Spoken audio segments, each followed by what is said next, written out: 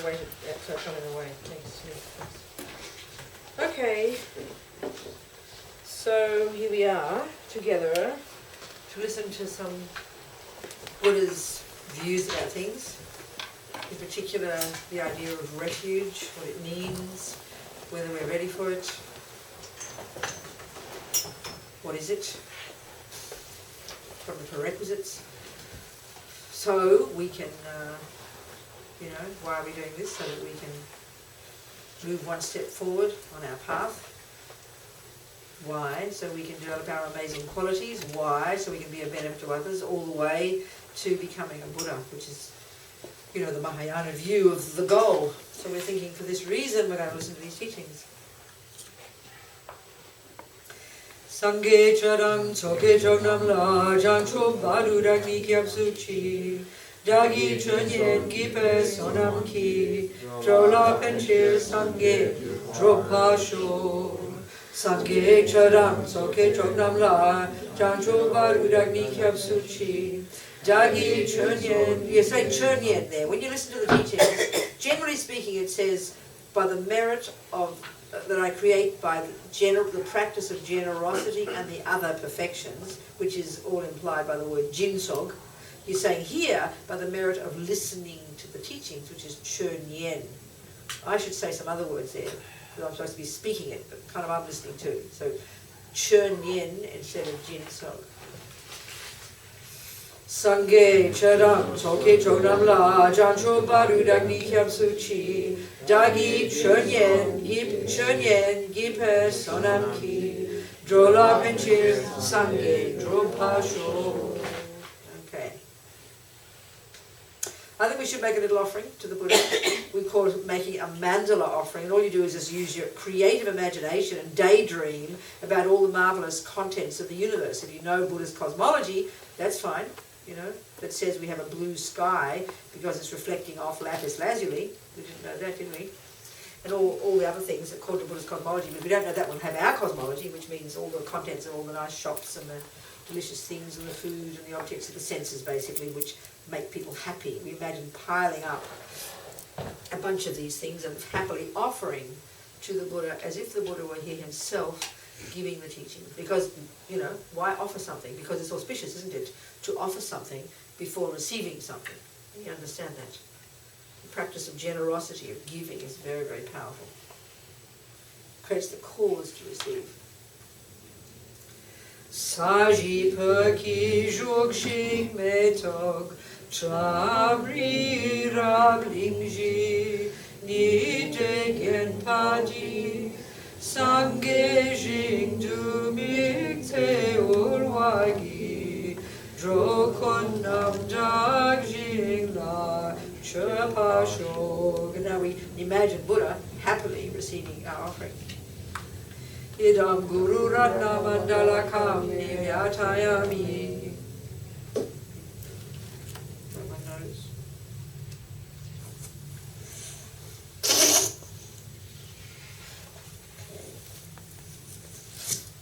All right, so what is refuge and why do it? Well, if you use the analogy of a doctor, which is a really good one, and which is exactly really the relationship that one cultivates with the Buddha from a Buddhist point of view, rather than, because it's really more, that analogy works better. It's different from the Christian one, which of course is that God is my creator, so the relationship is determined by that. But not here. Buddha doesn't say, Buddha says, as we know, we don't need creating. Buddha's not a creator. He did not make us. He did not make the laws of morality. He's not asking you to believe what he says. It's a very massive difference, actually. And that's fine, nothing wrong with the difference, but we've got to be clear about it. So our relationship with the Buddha is more like that with a doctor. And if that's true, if that's the analogy, then let's analyse it from that perspective, because it really explains very clearly. So the key point is, why would you go to a doctor? Why would I want to, quotes, take refuge?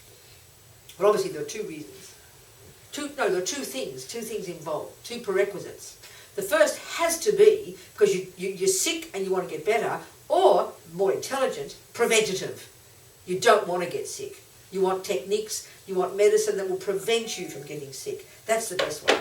And you've got to have a genuine feeling for that. Because obviously, if you're not really worried about something, you wouldn't go to a doctor. You don't go to a doctor because he's got, he wears nice shoes or his nose is cute or something, unless you're looking for a partner. Do you understand my point? It's really obvious the reason you go to a doctor is because you want his methods.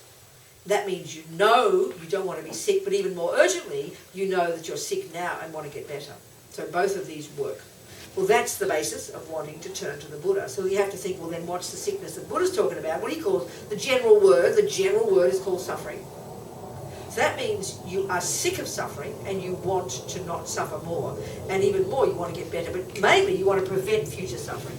That's the basis of turning to the Buddha. That's the basis. That's the correct basis.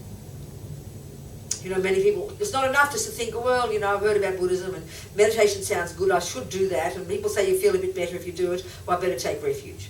That's not the basis at all. It's not even valid. It's useless. You get bored after a while, you'll go find, it's like changing boyfriends. It's meaningless. That's not enough. That's not a basis for taking refuge. It's not a basis for, quotes, becoming a Buddhist, which is really what refuge means. Is you're formalizing your commitment to the Buddhist methods, Buddhist methodology, Buddhist techniques. So you've got to have a sense of suffering and wanting and being sick of it and not wanting to suffer more. That has to be the basis. So if we don't have that, and the fact is that's quite hard to have. We'll talk about that in a second, because that's the basis. The second one obviously has to be that you've checked up and you are confident that the doctor's valid. You've got to have this one. You've got to have this one. You just don't go to any old Joe. Clearly you do not. You've got to have some certainty that this doctor you've chosen to commit yourself to, whose methods you're going to practice, you better check that you're confident that he's a valid person. And how do you do this? There's no shortcut. You read the teachings. That's the bottom line. But let's look at the first one, which is the first step. You've got to know you're suffering, or you've got to know you don't want further suffering. And this is really hard for us, because you see, and part of the problem, the main problem first, is because of our wrong definition of suffering. So this is where we have to look into the Four Noble Truths. We've got to look at what Buddha means by suffering and see how, according to him, how we are suffering. We've got to see what is suffering. Well, the first, there's one way of describing suffering, and that is in terms of 3 levels of it. Each one the second more subtle than the first, and the fourth, or more pervasive, and the third the most subtle, the most pervasive, the deepest, and equally the hardest to recognize. The first one is obvious. Everybody agrees. It's when the bad things happen, basically. And Buddha calls that the suffering of suffering.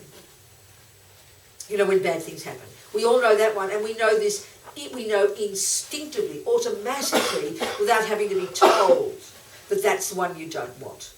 We know that immediately. The arising of aversion, the millisecond the bad thing happens. This is clear that that's suffering. Whether it's your boyfriend giving you up for a younger version, whether it's getting a cancer, whether a pain in your knee, feeling fat after Christmas lunch, the smallest or the biggest. We all know the miserable feelings is what we know are suffering. Well, that's called the suffering of suffering for the Buddha, and that's it's a fairly evident one. And we look in the world, and we can see there's a lot of that one. Okay, we mightn't call the suffering of suffering being a full stomach. Usually it's the empty stomach, the poor people, the starving ones, We'd say that is suffering. And that's the basis, of course, of our compassion. But it's also limited because we tend to have a very narrow view of suffering. So we've got to get this one really clear to properly understand what Buddha means by it, which would be the basis of wanting to formalize your commitment to being a Buddhist. So the second one, and this is not the subtlest, not the hardest to see, but already is very hard to see. The first one, if we compare with the world, we can see we're part of the 1%. Not the richest people, but the most fortunate. There's no question about that. In ordinary terms, in the sense that we're free from some of the gross sufferings of this earth. War zones, terrorists, rapists, starving, murder, the bad things, the really terrible, terrible things that the vast number of humans are experiencing right this second. We can see fairly evidently we're free of those. So the commonest thing for us is to then think, oh, well, I'm not suffering. So what this shows us is we're completely ignorant of the second kind of suffering. As Lama Zopa pointed out one time to one prisoner, I always like this, I'll quote it to you, tell you, and he called it the inner prison. And so my friend, Arturo, the very first young man who wrote to us when I was running the prison project, this is back in, we first started in 1997, so 96 when I was based in California. And I was editing Mandala magazine, the FPMT magazine. I got a letter from this young Mexican fellow, Arturo, he told me. He'd been in prison since he was 12, in gangs since he's 11, 16 was given 3 life sentences as an adult, you know. And he's now 35, already grey hair, and he won't even see the parole board till he's 42. And he didn't kill anybody, it's just the heavy sentencing they've got, you know, unfortunately, what to do. So anyway, there he is. When I first met him, he was in the top security section of the prison, which is now common in all the prisons in this country and around the world, where you're in your cell 23 hours a day. And your cell would probably be, I don't know, if you've been to the toilet over here with a shower in it, how many feet would that be? You know the bathroom? Well, where's Walter? About 4. Huh? About 5 or 6 feet? Well, maybe you visualise about 8 foot by 10, 8 foot by 6, 8 foot by 8, a room that big, with another person, no windows, and you're in there 23 hours a day. Just thought of it makes you claustrophobic, doesn't it? Thousands of people are in those prisons right now. That's okay. Maybe they're naughty, maybe they're not, but just think of it as a human experience. So that immediately for us would be the first kind of suffering, wouldn't it? The suffering of suffering. Hey, I don't want that. No way in the universe. And you come allowed 1 hour out in another cell where you walk up and down, you know, with your shackles on, I think. And maybe you haven't got your shackles on. But you don't have any air. I mean, these guys in these cells, and they stay for the rest of their life in them, they don't ever see the air. They don't ever hear, you know, smell the earth and see flowers and things like that even. So I would suggest that's pretty intense suffering. Whatever the reasons are, doesn't matter. The experience of it, pretty intense. Well, Lama Zopa said to him in a letter, your prison is nothing in comparison with the inner prison of ordinary people. This was quite shocking to us, because we would not ever think that our suffering is worse than that, because our definition of suffering is different. So this level of suffering is a subtler one, and this is the one when we can start to see it, and as Rinpoche referred to it as the suffering of attachment, the suffering of anger, the suffering of depression, the suffering of anxiety, the suffering of fears. You know? This one, when we hear it this way, we get it. And that would be, you know, like I always quote this awful number. I remember reading the Newsweek recently, I mentioned this, that in 2010, on this earth, 680,000 people were killed in an unnatural way, like unnatural death. You know, murder, terrorism, wars, but 880,000 people killed themselves. Well, guess who kills themselves? Those in the inner prison. Do you see my point? In the outer prison too, no doubt, when life is so terrible you can't cope. But it's the despair of ordinary minds, ordinary people. Again, another figure I like to quote, it was so horrific, that 40% of all women on earth who are killed by somebody are killed by guess who? Relatives. Their partner. Excuse me, even closer than relatives. Most, their partner. That's pretty insane. So you have to analyse why. Because of attachment, because of anger. And where does anger come from? It's the response when attachment doesn't get what it wants. And what's attachment? That's the inner prison. And in terms of suffering, for the Buddha, the second kind of suffering is this one. This is hard to see. We don't think we're suffering. Why? Because we're so addicted to getting the regular things to avoid the gross suffering. We make sure we get our knee fixed if it works. Make sure we get the nice food. But look, we can't avoid the inner one until we start dealing with this is where we really become our own therapist. This is the real pain of ordinary daily life. And all my friends in prison who are in these outer prisons, they know this one. Because that's the one they can change. Because they know they can't change the outer one, but they can change their minds. And this is where you really become a Buddhist. This is the point of suffering. And this is suffering right now. Okay, the traditional way of presenting refuge and the gross suffering and subtle suffering is more in terms of the realms of existence. The gross suffering is the lower realms, the suffering of suffering. And the inner suffering, the second one, the suffering of change, Buddha calls it, which is the suffering of attachment, that's this human realm. But the way I'm talking about it here is in ordinary daily terms. So there's the other one of the different realms of existence, which implies future lives, past lives. That's a big one for our mind. We can't really get our head around that. And when we do, the idea of not wanting to be born in the lower realms seems very abstract for us. But this is the basis, really, of refuge. Not wanting the suffering. At least the grosser one, you know. And that, of course, in Buddhist view is the lower realms. And that's so abstract for our heads. To think of rushing off to the Buddha, relying upon the Buddha because you can't stand the thought of being a dog next life. I don't think most of us do that, but that's the real basis. So we've got to think about these things. So anyway, just generally understanding suffering and wanting to change it. So this inner prison, the prison of attachment, the prison of anger, the prison of depression, we know this one well, but we don't know it until we go very deeply. And the attachment is the basis. We've talked often enough, you know, and we'll talk more, I'm sure. So the point here then is that, you know, if we can have a sense of what Buddha means by suffering, which is listening to the teachings about the Four Noble Truths, understanding what he says about it, listening, thinking intelligently about this whole idea of the realms and blah, blah, blah, which means what the mind is, having a general appreciation of these teachings, having a general wish, and this is the point where you appreciate the Buddha, you've got to have some sense of the validity of this person called the Buddha, and therefore his teachings. Because when you take refuge, you're taking refuge in the Buddha, his teachings, and then the Sangha, the three jewels as they call it, which I'll go into. So some appreciation of the Buddha, definitely hearing his teachings, and at least you don't have to believe it, but at least opening the mind to the possibility that Buddha's view of reality is the one that makes sense, you know? This is the main thing. And I would say to us people who mainly have come up as Christians perhaps, Jews and Muslims maybe too, but creator religions for most of us, I would suggest, then the real one, I would say, to be comfortable, is to be, I would say for us, a way of putting it, to be feeling you're ready to take refuge, is you've got a real comfort zone about the idea of creator, not creator. That it's comfortable for you that Buddha's not a creator. You might not understand reincarnation very deeply. You might not yet understand Buddha's teachings about the mind and karma. It's okay, but having a comfort, being comfortable with that idea and prepared to look into that more and having content with that one, because Buddha is absolutely clear. The concept of a creator is not what he teaches. He would say it's an unnecessary point. He goes very deeply, and that's where the teachings of karma and the teachings of continuity of consciousness come in. So a sort of a general area of comfort about this, even if you haven't got depth of knowledge about it. And that it's not, you know, because if you've got a real sense of creator, a feeling of creator, then you're not a Buddhist, because that's the crucial difference. That's the crucial difference. If you feel you want a relationship with a creator, then you're a Christian or a Jew or a Muslim. So don't push. Use Buddhist tools. Bring them into your life. That's possible. I remember years ago, you know, when I first became a nun, a Catholic nun, an old Catholic nun, well, she'd be dead by now, because I'm old and she was old then, so it was 30 years ago, 35 years ago. She was actually one of the nuns of the same order of nuns whom I'd studied with in Australia, the Religious of the Sacred Heart. And she asked me to put her into a retreat, 10-day retreat.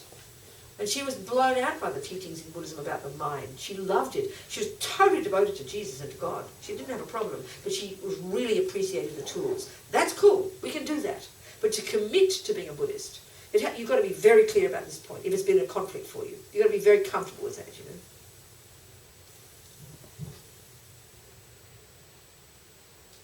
Okay, so then the basis of refuge, like I said, is sick of suffering and wanting methods to stop it now and, of course, in the future, which is the whole idea of karma, which is that every single thing we think and do and say, we are programming ourselves for our future. Just like every bit of food you eat now is programming your body for the future. That we get. So in the same way that you turn to a doctor because you want to be careful about what you eat, because you don't want to be sick, you know, in 10, 20, 30 years' time, you know that. That's the basis of going to a doctor and eating, having good, healthy food. Well, here, the mental one is the same. You know that your mind will continue, and you know that if you don't want suffering now, well, maybe now of 20 years will be now then, and you won't want suffering then either. And you know, and the idea of karma even generally, is that what you be in 20 years will be who you are now, and what you be in next life is what you do now. So having this sense of what you do now impacts upon what you'll become. There's got to be a feeling of this, a comfortable idea of this. This is the view of karma. And so wanting to know what the methods are to avoid future suffering, very reasonable. And therefore knowing what suffering is. The first kind, the suffering of suffering, and the second kind, the suffering of change, which is all the neuroses in the head, you know, attachment and the rest. And that takes time to see, this suffering. We know that depression and anger and jealousy are suffering. We know that fear and panic are suffering. We do not know that attachment is suffering. It's very hard, and attachment is the basis of all of those. If you did not have attachment, it is impossible to have anger or jealousy or depression or low self-esteem. So that's a really amazing, crucial point that Buddhist psychology makes, which we slowly need to understand. The relationship between these simple sounding states of mind, these simple sounding emotions, you know. Attachment's the key. Understanding attachment. As I always quote, Lama Yeshe said one time, I can tell you about attachment for a whole year. You will never begin to understand it until you start looking deeply inside. And in Buddhist psychological view, attachment's the basis of all these other rubbish, you know. So we know we're suffering, but if the attachment's the basis, we've got to get in touch with attachment. And this is the inner prison. This is the second kind of suffering. Buddha calls it the suffering of change. And he's referring specifically here to attachment. Meaning, he's referring to what we call happiness. What we call happiness is actually when attachment gets what it wants. What we call suffering is when attachment doesn't get what it wants. Putting it this way puts it into context, you know. So we have to understand the suffering of attachment, which is a very tricky one. So when we have a general appreciation of suffering, and this is not even the third one yet, the subtlest, all-pervasive suffering they call it. That is the more we have an appreciation of suffering, an understanding of it, the more determined we are to turn to the Buddha to use his methods, because we are sick of suffering and we want to get the hell out of suffering. And another word for suffering is samsara. Buddha's view, word samsara. It's being caught up in suffering and its causes, which is karma and delusions. That's what being in samsara means. It's not some place, you know. It's being caught up in all the neuroses and the misery and the perpetuating of suffering. So that we need to understand this just logically to get Buddha's view, you know. The Four Noble Truths, presenting it very clearly. We need to learn that. Then we want to get rid of suffering and its causes. Then we are responsible, which means we understand karma, because karma is the cause. And whose karma? My karma. So it brings this view of confidence in yourself, of self-confidence. And this is the basis. And that increases all the time. And that's the basis. At least not wanting future suffering. And this is the basis. And then appreciating Buddha and his teachings. Are we clear so far? Okay.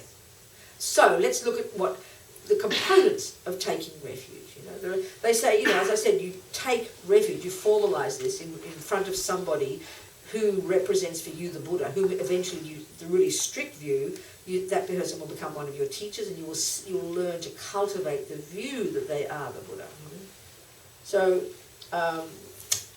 you take refuge, as they say, in the three jewels: the Buddha, the Dhamma, the Sangha. So what are they precisely? Well, they talk about absolute Buddha, Dhamma, Sangha, relative Buddha, Dhamma, Sangha. Okay? Not complicated. So absolute Buddha is a way of putting it. This is actually the actual meaning of the word Buddha. The word Buddha. So the word Buddha, we hear the word enlightenment. And what they call full enlightenment, this is an equivalent of the word Buddhahood. So the word, I think in Tibetan, I don't speak Tibetan, but I know this is what I've been told, the word Sangye, which is the word for Buddha, which is Sanskrit.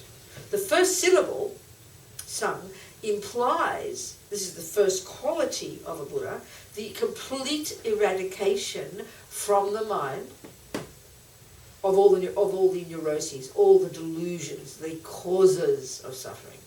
The complete eradication from the mind of all the delusions. And this is a crucial point that Buddhist psychology makes, which is unique to the Buddha. All the delusions, all the neuroses, all the miseries, all the attachment and anger and pride and jealousy, and the root delusion beneath all of them called ego grasping. All these neuroses, which we in ordinary life think are normal, Buddha would say they're mental illnesses, and the crucial point that Buddha makes is that they're not necessary, and we can rid them utterly from our minds. This is Buddha's unique point, which is kind of a really quite radical idea if we just think psychologically in our own world. There's no concept like that. So the first syllable, Buddha, Sang in Tibetan, implies the utter eradication of all the neuroses, which are the root cause of suffering. The second syllable, ge, Buddha, implies the complete development of, quite simply, the good qualities. And Buddha says, this is his point psychologically, that the good qualities, love, compassion, wisdom, blah, blah, blah, we all know the words, they are at the core of our being. They are finally who we really are. They, for the Buddha, can be utterly developed to the nth degree. And what a Buddha is a person who's got rid of all the rubbish, sung, full of all the goodness, gye. Quite a simple way of putting it. Okay? So that Buddha, enlightened being, which Buddha says every one of us can become, which is the job of being a Buddhist, becoming one of them. This Buddha, then, the actual Buddha, an actual Buddha is the enlightened consciousness or mind of the Buddha. That's the actual Buddha. That's what they mean by absolute Buddha. So it's very interesting. When you hear, if you've been a good Catholic or something, you hear all the teachings about God. We discussed this. God is everywhere. God pervades the universe. God is all wise, omniscient, knows everything, loves everybody. That's the same idea in Buddhism. It's exactly the same idea. The major difference, of course, being that Buddha doesn't assert that that's a creator. We don't need creating, he says. So this idea of the mind pervading the universe, omniscient mind, knowing everything, seeing the minds of all beings, and having infinite compassion for everyone, and the power to do whatever needs to be done to benefit everyone, that's the meaning of Buddha. And that the pure actual Buddha is consciousness. Pure, enlightened consciousness pervading the universe, if you can conceptualize that. That's actual Buddha, the absolute Buddha. But then you got so that's fine, but what good is that to peanuts like you and me? We can't communicate with it. So now you have the relative Buddha, which is the form that Buddha takes that we can see. So the classic example of that is Mr. Shakyamuni Buddha. Where is he? In there, the monk, But Buddha manifests in various ways, and there can be trillions of these. This is the big thing. There can be trillions of emanations of Buddha mind. The monk, Shakyamuni Buddha, he's the classic example. But as you know, in the Bodhisattva path, you have all these other Buddhas, the fancy ones with the coloured bodies and the girls and the boys and the wrathful and the peaceful ones. And that's the Bodhisattva style. And there's millions and millions of these different emanations of the Buddha. So there's the absolute Buddha, which is Buddha consciousness. And you could argue there's just one of them. I remember Lama Yeshe saying it's a bit like Christianity. God is one. You could argue there's one Buddha, an absolute Buddha. But there are billions, trillions, billions of emanations, different forms that mind takes to benefit sentient beings. That's the relative Buddha. So the one we're discussing here, you could say specifically, is Mr. Shakyamuni Buddha, the prince of 2,500 years ago. He's the one we're talking about. That's the relative Buddha. And that's all we need, because we can't communicate with enlightened mind, We're not capable. So when you become a Buddha, you become the enlightened mind. Every one of us. There's trillions of beings who have become Buddha. But you could sort of say, you don't join some cosmic consciousness somewhere. They don't talk like that. But you become the same Buddha as the other Buddha, There are millions of emanations of the Buddha. Are you getting the point here, people? Mm-hmm. Are you clear? Okay. So Shakyamuni Buddha is the relative Buddha we're discussing here. That's the Buddha. Then you've got the Dharma. So the absolute Dharma, if you think about it, is the actual knowledge, the realizations in the minds of the Buddhas, but not just the Buddhas, but the term they use is all the Arya beings, the superior beings, and you become a superior being from the first moment of your non-conceptual direct insight into emptiness. You now qualify as a superior being. An Arya being, they call it. So they say that the relative Dharma, the absolute Dharma, is the knowledge in the minds of all the Arya beings, and you can progress along until eventually you become an enlightened being. All of those beings, the actual knowledge in their minds, the realizations.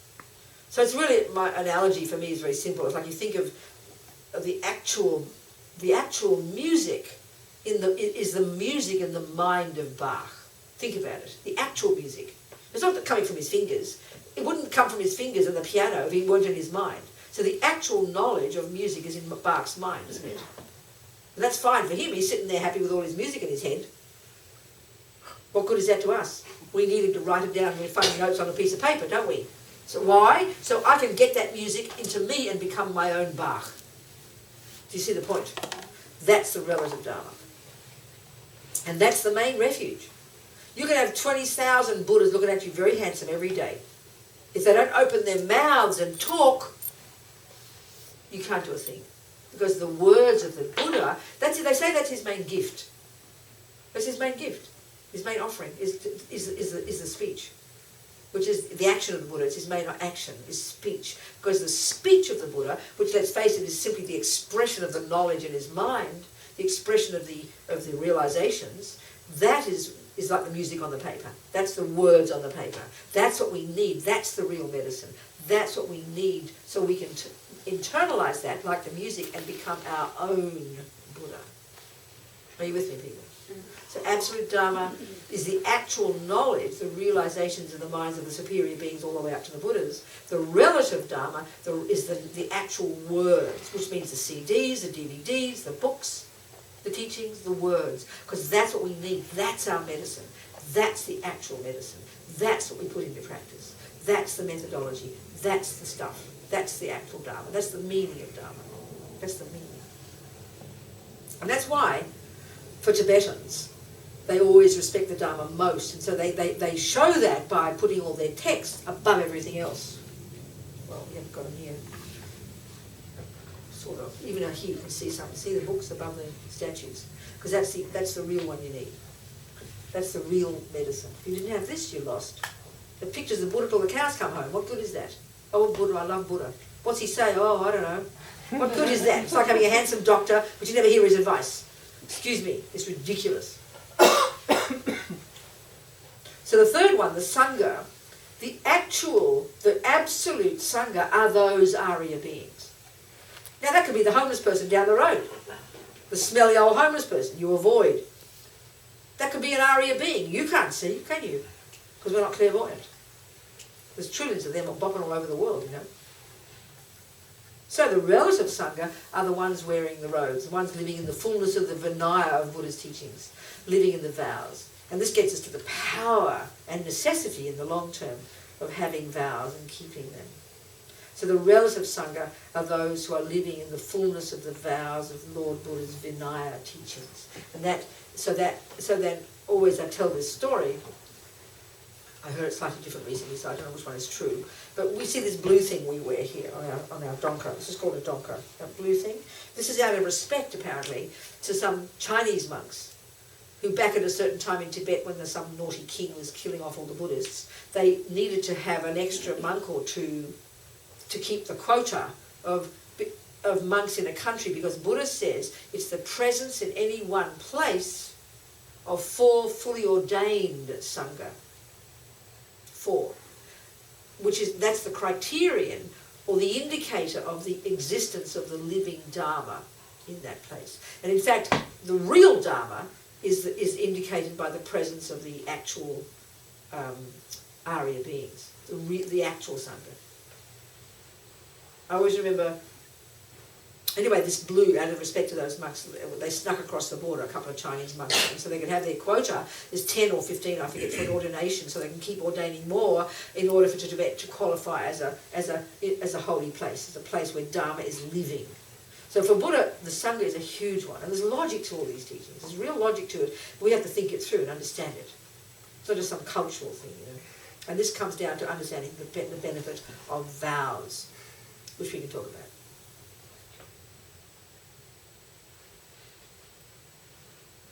Just to say, I'll do that later, never mind. Okay, so Buddha, Dharma, Sangha. Absolute Buddha, Dharma, Sangha, relative Buddha, Dharma, Sangha. Absolute Dharma, Buddha is the omniscient, enlightened mind that pervades the universe. And there's trillions of beings who become that. But effectively you can kind of argue there's one absolute Buddha. You could argue like that. Then there's the trillions of relative Buddhas, the forms in which Buddha takes to manifest. And the one particular here is Shakyamuni Buddha. Then you've got the absolute Dharma, which is the knowledge of the minds of the holy beings, and then the relative Dharma, which is the words they speak.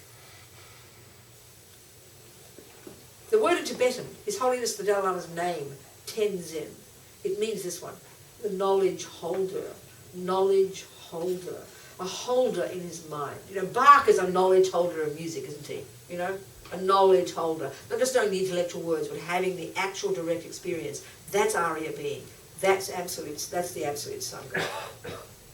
And the relative Sangha, the Dharma, the relative Dharma is that knowledge. And then the knowledge holders are the absolute Sangha. And then the actual relative Sangha are the monks and nuns, who, like that. So that's the three jewels, as they call. One whom one is relying upon, whom one turns for refuge when one formalizes refuge, becoming a Buddhist. So then there are various commitments that we take. There's two things, there's commitments and there's vows. And generally speaking, a commitment is a decision to do something, and a vow is a decision not to do something. And we have lots of these as we progress, but the bare minimum at the moment, when you take refuge, you're taking various commitments to say the refuge prayer at least 3 times in the morning, 3 times at night, and that could be bare minimum, like I take refuge in Buddha Dhamma Sangha 3 times, to offer your food to the Sangha, the refuge, the 3 jewels before you eat, to try and love sentient beings, want them to be happy at the very least, not harm them. There's a half a dozen things. I think I need my, I better be more correct for you. Sharon, can you go get my iPad? It's on my desk, darling. Thank you so much. Any questions so far? For anyone who's thinking about these things?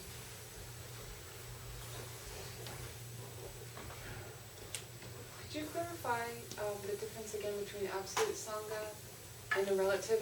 The relative Sangha is monks and nuns. Okay. People who wear the robes, who've taken the vows, and they qualify as being a monk or a nun. The full vows, and you can't tell the difference sometimes. The absolute Sangha would be anyone who's got the realizations in their mind, the actual realizations of certain levels of Dharma. And that could be anybody sitting in this room. So they're the real ones we need. Do you understand? Thank you so much. They're the ones we really need, because they're the ones the Sangha is like supporting us in our practice. And so we need realized beings around in our spiritual community to support, because they're the ones who are holding the actual knowledge. You understand what I'm saying? But we can't tell who they are. So the ones we rely upon, the ones who represent the living Dharma, are the monks and nuns. Do you see my point? Okay, good. So let me go through the various. Yeah. Why is it when the words of the Dharma get taught, it can only seems like it can only be taught in metaphors? What do you mean metaphor? What's a metaphor? Where did you come from? You started today. Wake up, he says. Look at him. I love it. What's a metaphor, darling? I need my computer. I think it's not on here. I'm sorry. Sorry, sweetheart. Forgive me. What's your name? Dave. You've opened up a great big, what do you call it, can of worms here. What do you mean by metaphor, Dave? You started today by talking about doctor. A doctor. That's right. Yeah. Oh, I see. So what do you mean by metaphor here? It seems... No, not a metaphor, as an example. Not a metaphor, no. As an example, as an analogy. Just trying to make sense of what we mean by Buddha. So I'm not talking about the Dharma only in terms of metaphors, though. No, not the Dharma. What In terms of metaphors, okay, but in order to teach it, to use metaphors in order to teach it. No. What do you mean? Sweetheart. Dave, this is fascinating. I use an analogy because my problem If I change my question to say analogy instead of metaphor. Yeah, well, so then what's the question? So good, say it again. Okay. Go on, say it again. So start again, Dave. You so shocked me, I couldn't believe it. Start again, Ron. Talk to me. What's your actual question? My actual question is that it seems like most of the teaching has to be done in analogy. Oh, Buddhist teachings. Yes. That's what I thought you meant. Yes. So I'm absolutely gobsmacked. Okay. That's okay, let's discuss it. So what are Buddha's teachings for you? What do you think? Have you heard Buddha's teachings before? Somewhat. No, it's okay, you don't... I've been listening to teachings of yours for a number of years now. And so I'm just talking analogies and metaphors. I'm not giving practical advice. No, it's absolutely practical as far as one person works for me over another person. But then why do you say it's analogy if it's practical advice? Because analogy would just be an example of something, not the real thing. So why are you saying the teachings are only taught in analogy? If you understand the teachings from what you're hearing about the mind and about suffering, well, that's kind of practical stuff, isn't it? So what's analogy about that? No, it's more the analogy is kind of the doorknob, it seems like. Whereas the teaching is the door, so. I should stop.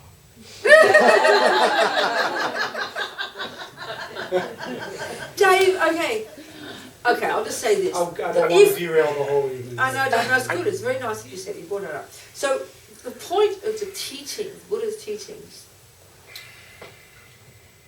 okay, if you've been hearing on tape, then you've heard me say this, quoting Tsongkhapa, our 14th century lineage Lama in one of his texts, he says, all the teachings are to be taken as sound advice. Okay, analogy, all the advice all the teachings from the doctor, all the things the doctor says are to be seen as advice.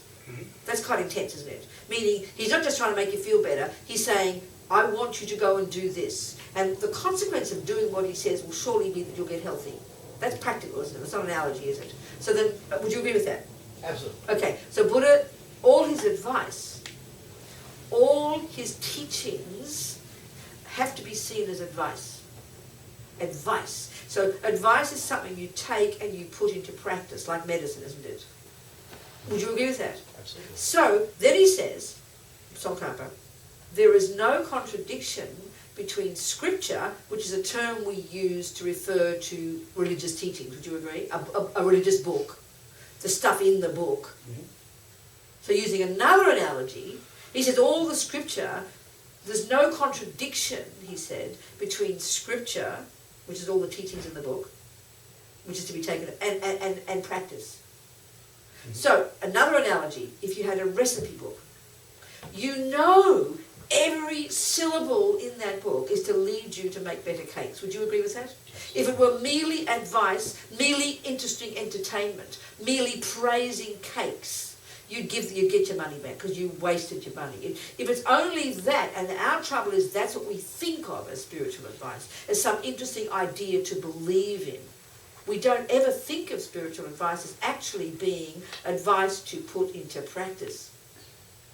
Are we communicating here? Absolutely. So if there's a single word in Buddha's teachings that's merely only taught as a metaphor or as an analogy, which implies there's no practical advice, then darling, chuck it out or stuff it back down. Buddha, keep your teachings. I'm not talking about the teachings themselves, more the way that they're taught, I guess. So but that's why I said I should stop, because you've kind of answered it already. Okay, good. Done. Yeah, that's Thank fine. you. I'm very happy we communicated. All right. Oh, I didn't bully you into it, did I, Dave? Is it a little bit? A little bit. But you hear the logic of what I I'm asked saying. for it. Yeah. You asked for it. Well done. He's a brave guy. So let me just find now the instructions already. I thought they were in my iPad, but they're not. Refuge and Buddhism. Here we go. So just a few things in here for anybody who's thinking of taking refuge. There's a little booklet in here, River Chase, and I just can't find it. I'm so sorry. People, forgive me. I wasn't ready. Sorry. Courses, practice. Yeah. Practice. Here we go. Okay, here we go. Okay. Oh my goodness, what happened? No, darling, not that one. But that's good. That's helpful, but not that one. Thank you. Okay, here's something I think you... Okay, just to be clear, when you take refuge, this is first taking refuge, you're not going to the vows yet, that's the second thing. There are various commitments, various commitments. Things you agree to do. And they would be, first of all, there's this little booklet here. Anybody who wants it, I'm very happy just to email it to you. You can have a look and think about it after this teaching. So, is, generally speaking, there are things you're to be avoided. Having taken refuge in the Buddha, so one should take refuge, as Rinpoche says, from the depths of one wouldn't take refuge in something else that, my way of putting it, another person or path that contradicts the Buddha's teaching. So the normal way they put it is you would not take refuge from the depths of your heart in worldly gods such as Brahma. Obviously we've got to look back in the historical context, and so what you'd say here, in the current context, it would say you wouldn't take refuge in Jesus. Now then we go, oh, it sounds sectarian, what's going on here? We have a panic attack. All it means is, if I'm making a commitment, I can't help use analogies, today as my husband, then obviously I can't commit to, what's your name? Jeff. Jeff. I'm not going to get married to Jeff as well. I mean, I'm not a Mormon, okay? So if I commit to Dave, it's obviously, it would say, one of your commitments when you marry Dave is not to go and commit yourself to Jeff. It's sort of obvious, isn't it?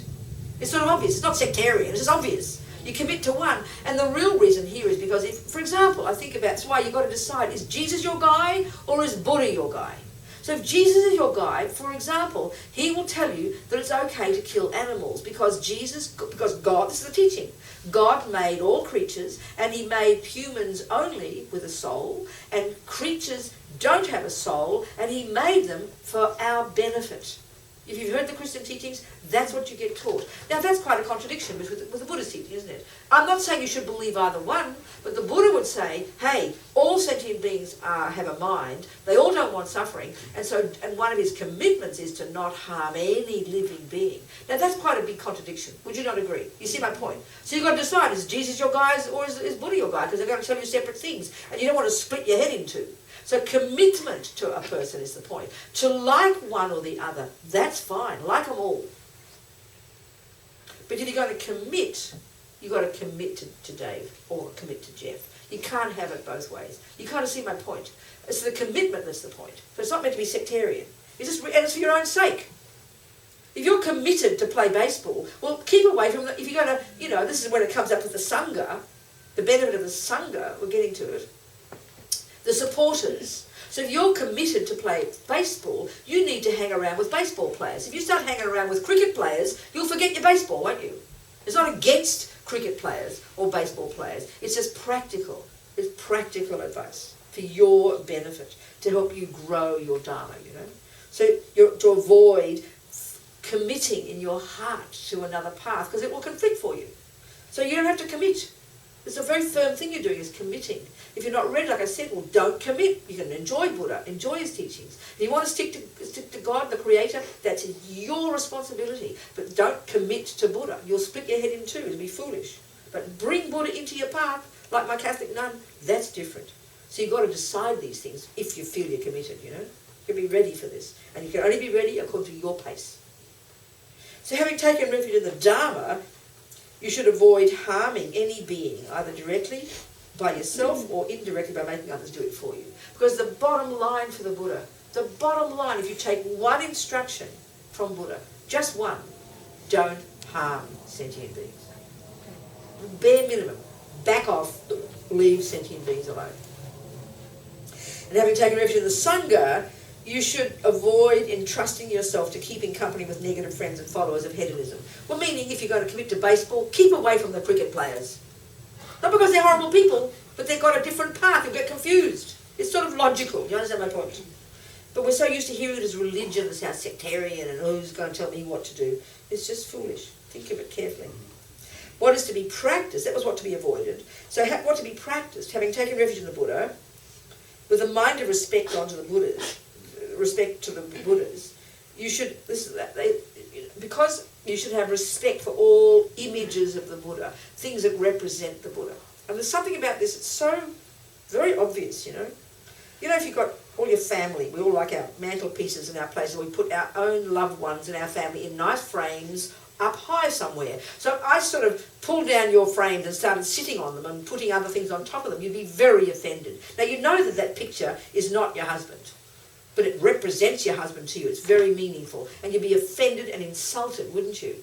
If I started, sitting on it or standing on it. Or we can tell immediately if I've given up Dave, when I put Dave in the drawer, because Dave's now finished and now I've gone to Jeff. So you know the meaning of putting the picture of Dave in the drawer. You see my point? So by having it up high and respecting all images of the Buddha shows that he's your guide. It's very obvious, you respect the images of the Buddha. And that means putting them up high and putting beautiful frames and not treating them like art. So you wouldn't put your green Tara over there because it matches your green curtains or something.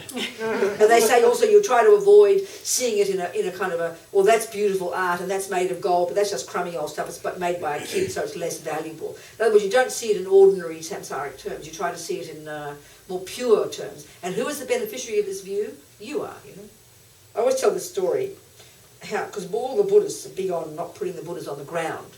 You try to keep the images up high, you respect them for this reason, because it's just an indicator of your own mind, It's for your benefit you do this, not for the Buddha. Buddha doesn't care.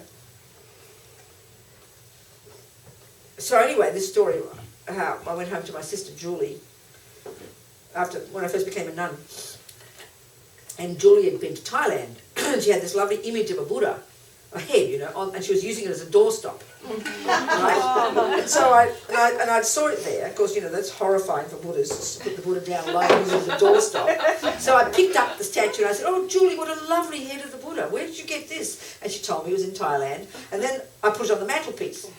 And then the next year I came, there it was again, the doorstop. And years would go by, and there it was, always the doorstop. Every year I'd pick it up, and then one year I came home and I said, "Oh, Julie, where's the Buddha head?"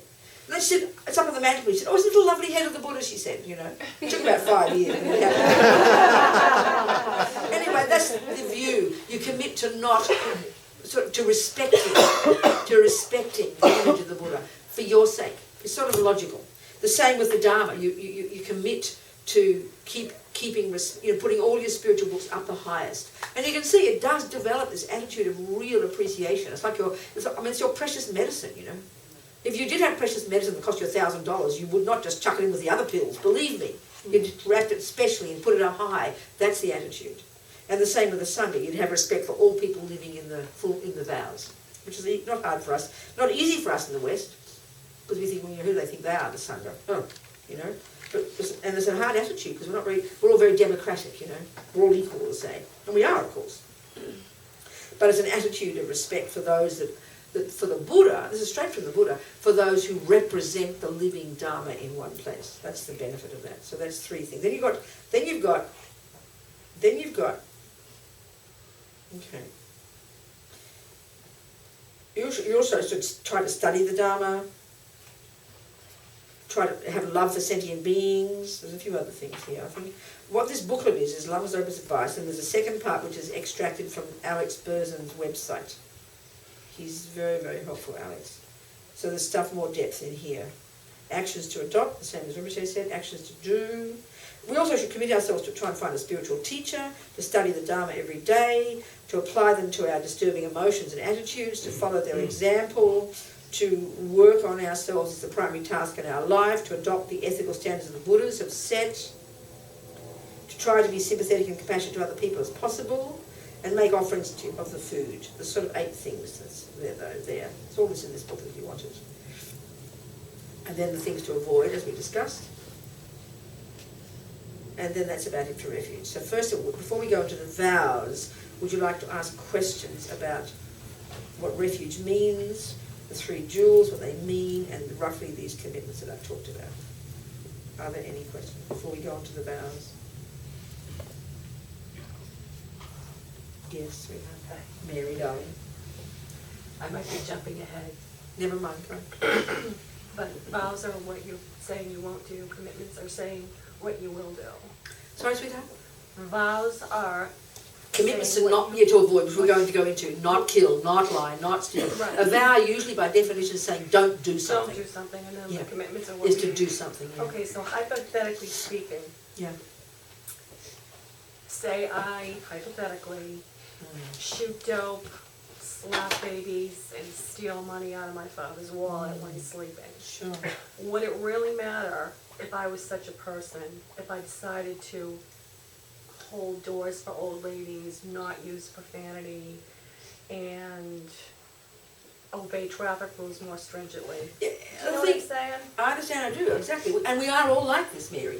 There's lots of things we do that are naughty, and there are lots of good things we do. So we are a mixture of all of these. So if we think of it this way, what we tend to do, Mary, is that we tend to define ourselves as this kind of person. So especially if you go to prison, when you did one naughty thing, you're called, oh, you're a criminal. And we paint the whole person by that one brush. And that's often our problem, and we do that to ourselves. So because we say we have a habit to lie, then we get guilty. We define the whole of us as a bad person. We don't count all the good things we do. So if we think of the Buddhist view, it's more precise, and this is how we ought to think of it. That we add it up. We do lots of things that are useful, kind, loving, and we do other things that are negative habits. So it's a question of how strong the different habits are and how big, how karmically they play a role. So I will use an example. There's always an example when I talk about killing, which we'll go into in a minute, in the vows. There's this story I always tell about this boy who was the son of a friend of mine who since tiny boy was a fisherman. right? He killed fish all his life. So, for the Western world, that's considered completely cool because fishing is considered fairly normal. These days, maybe people think of the suffering of the fish, but usually not. It's considered a really nice activity, and because it looks peaceful, and it seems to be because the fish don't squeal like pigs do, or like dogs would if you kill them, then, you know, it gives the illusion of being peaceful. You understand? So then because it's the sea and the river, it's very lovely, and there's a whole culture around that in our world. So we don't think of it as bad at all. So if we take the Buddhist view, killing is one of the worst things we can do. Worst, two ways, and we'll get into the killing vow in a minute. One is in terms of the harm it does to others, which is very clear. Fish don't want to die, just like everybody else. But two, the harm we do to ourselves. And I want to go into this when we talk about the vows. So, because of this boy spent his life fishing. So on the face of it, he was a really nice person. He was generous and kind and loving and intelligent and good to his mummy and daddy and even generous with his fish. He spent his life being a professional fisherman. So the Buddhist view of karma would be, so even though we would say he's a nice person, if he'd been killing poodles, you see my point, we would say what an evil monster. We'd say he's a monster. But so forget the karmic results of those two things. They're both the same for them. Killing is killing, and it's quite a heavy-duty thing. So that would have been the main karma for that boy when he died, which would probably determine his future life, which would have been great suffering. But in terms of the world way we define people, a poodle killer is a monster, but a fisherman is a lovely human being. So it's not. So in these ways, we should be more accurate in looking at the different things we do, and not painting our whole self by that brush. And we should be honest and look at the qualities, because each will bring their own result. But just, each will bring their own result. Just briefly, the question I had in mind, thank you by the way for clarifying that, is, well, you know I'm a Christian anyway. So for us it's more important what we don't do. And like for me that's terrific, but I don't know for Buddhists. Oh, I don't get your point then. So I didn't answer your point at all. So what's your... The point is, like, don't you get rid of the crud first before you plant the roses? You know what I'm saying? Like, don't you have to stop doing things for... Oh, I see your point. Okay. I don't know. So, okay, this is another discussion then. Okay. Yeah. Let's wait till we get to the vows. Okay, yeah. I'm sorry. I misunderstood you now. Someone else? Questions? About the things we've discussed so far? Yes. So the fisherman technically is a vow. Okay, we'll go into that in a minute. That's the vow one. I went off with... Oh, okay. I didn't answer a question properly. We'll go into that when we go to the vows. Alright. So back to the questions about refuge. As I've talked so far, are there questions? Yes, Jeff? You were talking about as a baseball player to not be hanging out with cricket players. Just for your convenience, because you'll forget your baseball. That's right, why. but who's to say that the baseball player wouldn't learn more about baseball if he knew what cricket was about, or does it really matter? Yeah, but that's... Okay, well, my analogy's not working for your mind then, is it? My analogy's not working. What can I say? But I mean, even as a Buddhist, someone who's taken refuge, can't you be a perfectly practicing Buddhist amongst not the best Okay, community? let's start again then. Let's start again. Would you accept if your goal is you're in grade 1 baseball? You're in grade 1 base. Refuge is junior school, okay? It's the basis of your future practice. But refuge and vows are like what we're discussing here is junior school, entry level. So would you accept in general, given that your habits, given that our habits are towards negativity, towards attachment, towards anger, towards the things we're committing to try and not do, do you see, that it's protecting yourself. If you're just at the beginning stages of giving up being an alcoholic, I think the advice to keep away from alcoholics is really intelligent advice. When you're advanced in it, you can be comfortable and go to the parties and know that you're on the case. So because it's the beginning stages and we're trying to develop these brand new habits to keep ourselves on the straight and narrow, to develop morality in us until eventually when it becomes really natural, and by the time we get to the bodhisattva path, we can do whatever we like because we're really trained. That's the point. You've got to know where you're at, basically. Do you understand? Yeah, because of course, to see it in a fundamentalist way, they'll only ever hang around with my version of Christianity. I mean, look at the people who get fundamentalist. That's hideous. That's not the issue at all. You know? It's practical advice based on where you're at. That's why you've got to know your own mind. Do you understand? Yeah. Yeah, okay. Yeah. So, I guess kind of to touch up on Jeff's, given where I'm from here, it's not a very big Buddhist kind of community in the city of Boston. Right, exactly. Very Roman Irish Catholic upbringing. myself included. My family, that I don't want to use the word stuck with. I love them understand. very much, Of course, but yes. I'm here That's with right. them. That's right. They don't understand. That's I don't really understand these teachings that Sure, well, sure. but they definitely don't, and No, they I don't understand. really care I to. understand, that's right, exactly. They're probably scared you're going to go right to hell. Probably. What's your name? What's your name? My name's Keith. Keith, okay, Yeah. go Keith. It's frustrating for me sometimes, I think, trying to perhaps live this way while I understand. people are trying to live another way, I but I know. can't just get rid of, No, I understand. So, you know, so cricket Keith, and baseball. I guess. understand, Keith. This is where, it's really tricky one, especially in the beginning stages of it, let's say, is we've got to kind of find our way in this very tricky road, full of thorns and dramas and potholes and obstacles, Because on the one side, and I was just having this discussion with somebody, because we're all so needy to be approved of, especially by our family, excuse me for burping away, especially by our families, and then because they're freaking out and then God knows what they're projecting onto us, being Buddhists and monsters and whatever, then we're very needy for them to understand. We want people to understand us, Keith. But this is where we've got to be skillful. So the real proof of being, the proof of the pudding is that you become a better guy.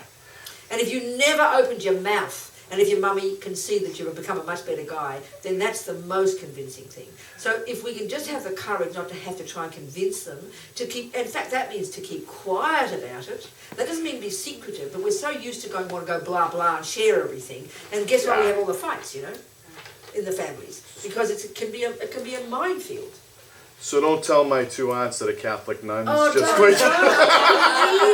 believe me. I mean, okay, even one time when I was I went to one of our school unions, and I was educated by the Catholic nuns, and there I am, and I'm the only Buddhist there, and I go to them all for some reason. Even just this year, they put me in their special 150-year book, so I was amazed. I couldn't believe it. I was a Buddhist nun, But one of my first ones was like a 20-year or 40-year anniversary, I can't remember. And Mother Arthur, one of the nuns, my old nuns who taught me, and they've been very courageous and kind to me, and they're my Buddhist robes. And then she said to me, she was leading up to a question, I'll tell you, you'll understand. She said, do you pray to God, dear? And I'm going to sit there and go, well, no, I don't, Mother. I pray to Buddha. Well, who do you pray? I mean, I'm not going to argue with her. I said, yes, of course I do.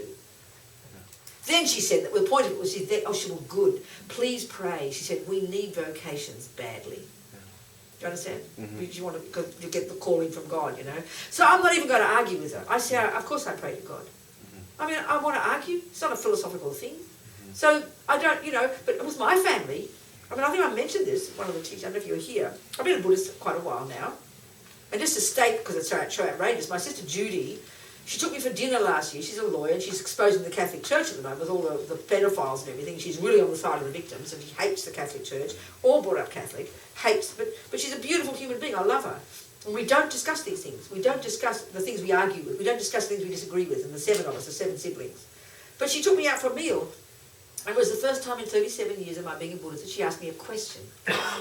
She hadn't asked me a question before. So if they don't ask me questions, I won't talk about it. And I have never talked. I go home in my robes. They've known I've been a Buddhist all these years, 37 years. And we just talk about the football and the weather and the things that we don't argue with. In the beginning, I had no wish. Okay, I wasn't, I didn't have a wish to try and convince them. There's no way I had that wish. There's no way I wanted that, So you've got to be skillful. Be quiet. You don't have to tell everybody. There's going to come out, oh my God, Keith's becoming a Buddhist, he's going to go to hell, whatever. You can't help that. But the biggest one, like I was saying to this person I was talking to before, that we've got to look at this one, our need to be seen as good by others is very big, Keith, especially our family. And then we have a feeling we want to try and make them happy. So you've got to keep trying, well, if I say this to them, they'll understand. If I say that, they'll understand. Don't get them to understand. Keep it quiet. Be your own man. Keep it quiet. You're not being hard. You're not secret.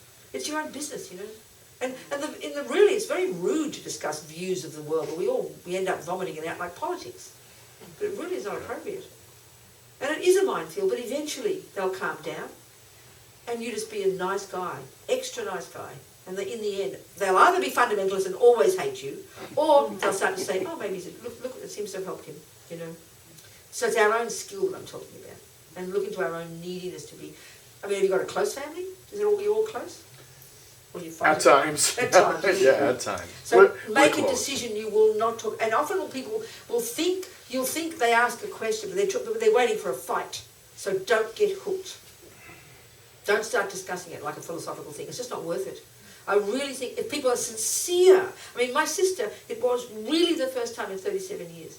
She actually wanted, sometimes when she was slightly, like she was a bit drunk or something at a party, she might have said something, but I knew it was just being provocative, so I changed the subject. Yeah. You don't get hooked, because people just want to fight and cause a problem.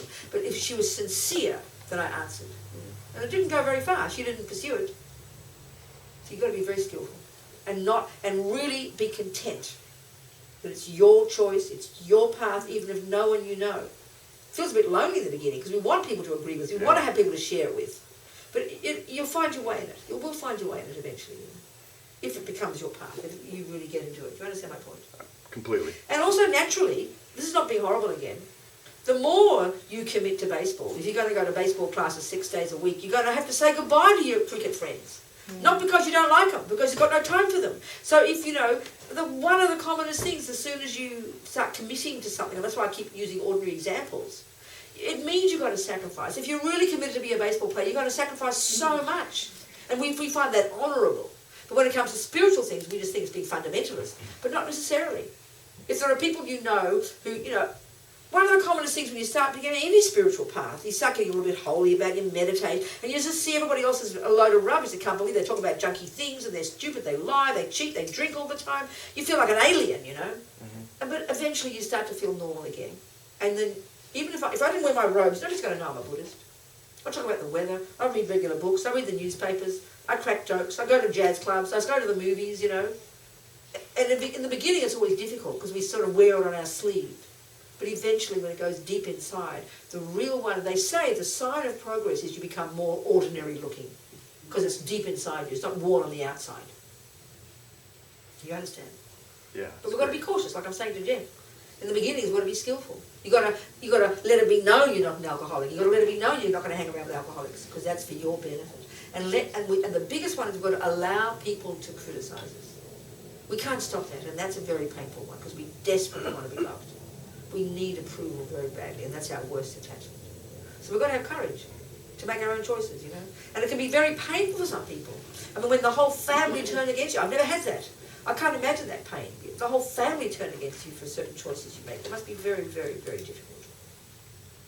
Do you understand? Mm-hmm. So we've got to be clear. That's what you really want. If it's what you want. And then you follow our own path. But keep it private. And this is something very interesting, this one. I always quote this in different contexts, actually. This Australian nurse in England, I quoted this recently. She wrote a book called The 5 Greatest Regrets of the Dying.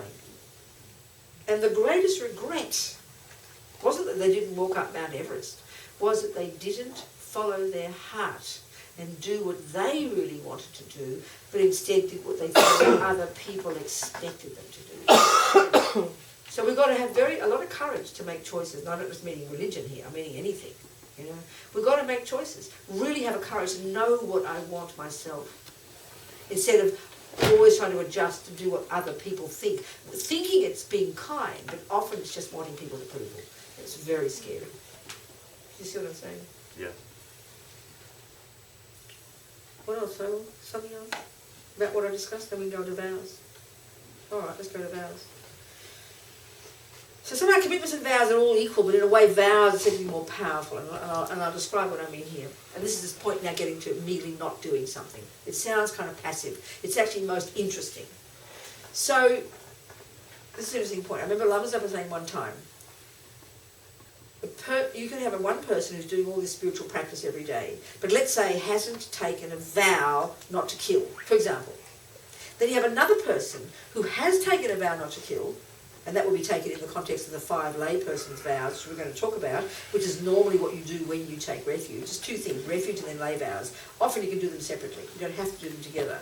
But there are 5, and usually you take all 5, or you don't have to take all 5. But one of the major ones, the main one, is the vow not to kill sentient beings. Okay, Lama Yeshe said, like I said, there can be one person who doesn't have a vow, but doing lots of other practice, but another person who merely keeps their vow purely.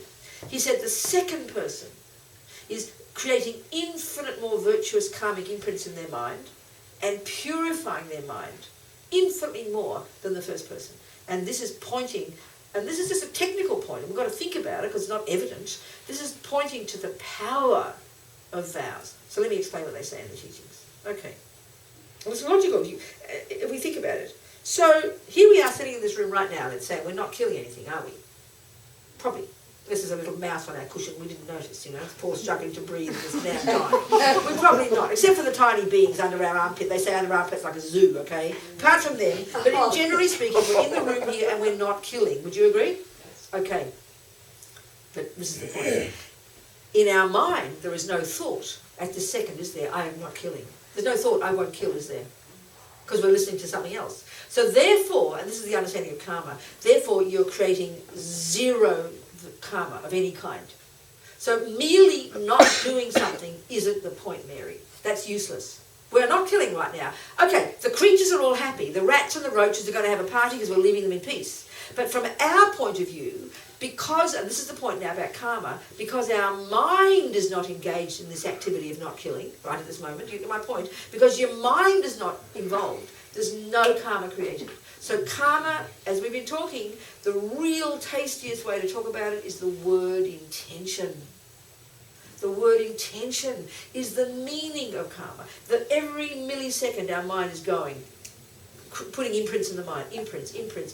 And what puts imprints in the mind is what the mind does from moment to moment, seeds it sows, the programming we're doing. So at this moment in time, if we're not killing, there's no programming going on. The mice are happy, but we're not doing anything. There's no karma created. Are you seeing my point? There's no seed planted in your mind.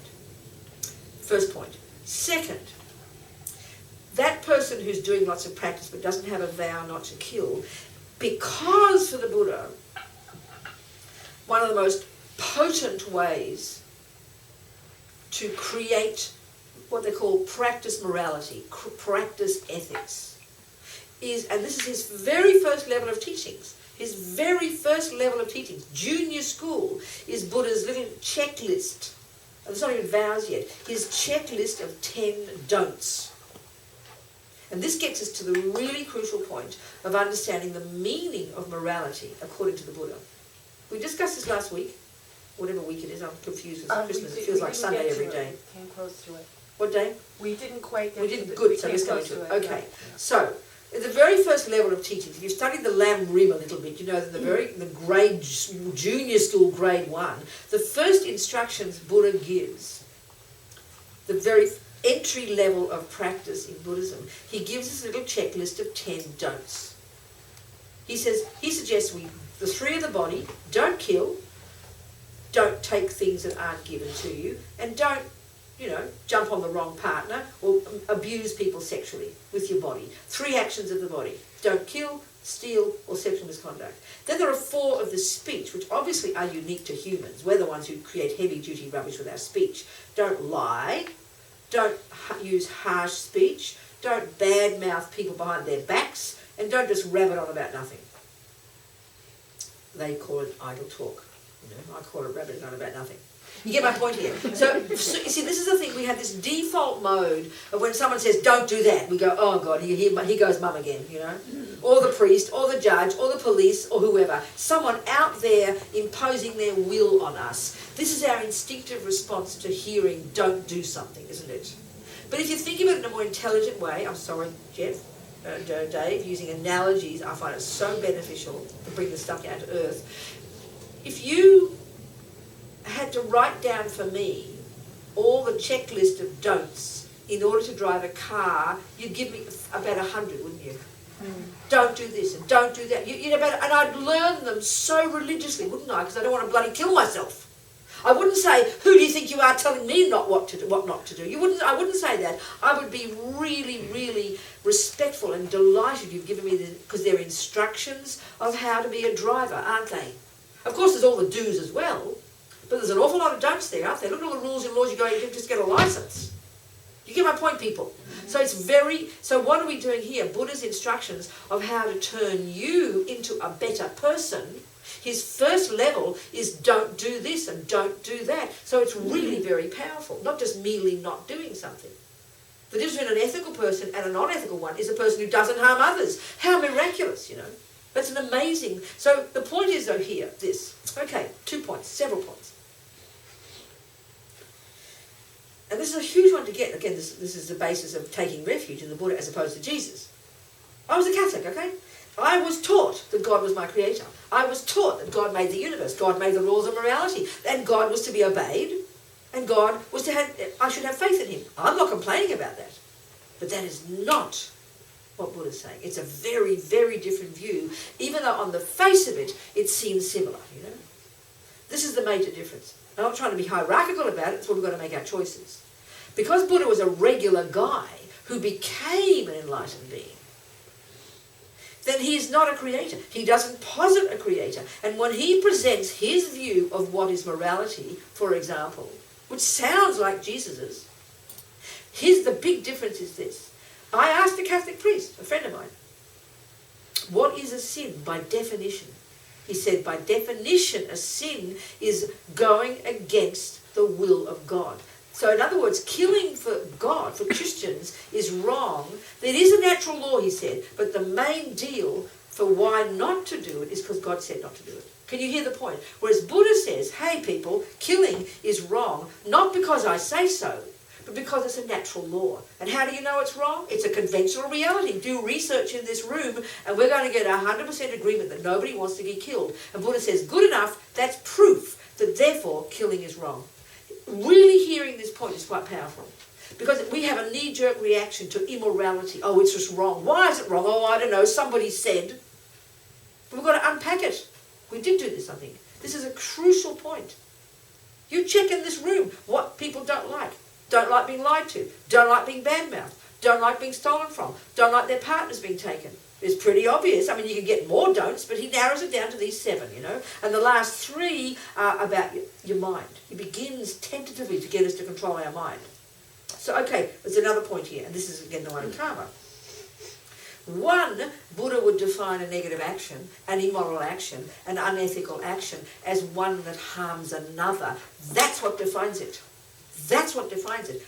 But the reason in the beginning, in junior school, that he says don't do it is because it'll harm us. We did talk about this. And that's the one of understanding karma.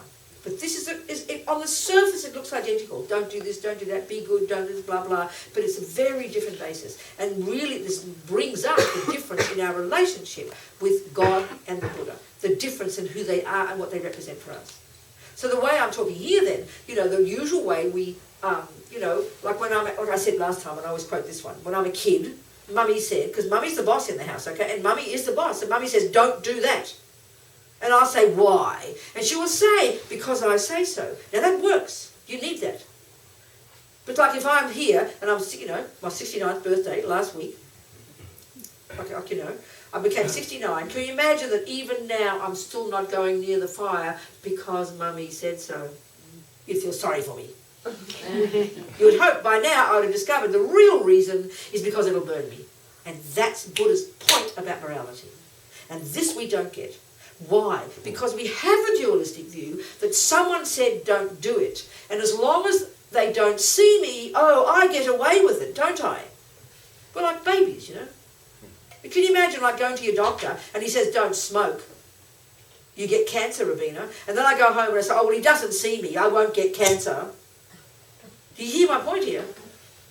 So we've got, basically the view of karma is right at this beginning where Buddha says we have to be accountable because the actions we do, even if nobody sees them, will impact upon us. And that's the one that's so hard for us to get.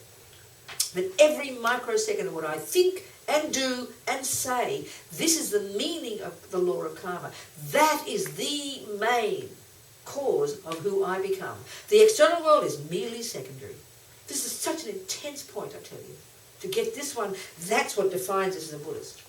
That actual attitude of responsibility and accountability, that I am the producer of myself. I am the creator of myself. There's no one up there pulling the strings. There is no one up there judging. Ultimately, my own actions bring their own results. My mother used to say, my good Catholic mum, virtue has its own rewards. This is a really powerful point, and this is the meaning of morality in Buddhism. Are we communicating, people? Yes. Yeah. So we've got to be accountable. And you see, the thing is, this is why we try to get away with our bad things. But look at us, we're desperate to be seen for our good things, aren't we? So we have attachment to be approved of, but we want to hide in secret all our naughty bits. Whereas if you have the view of karma, there's nothing to hide from anybody. You know, you've got egg on your own face, baby.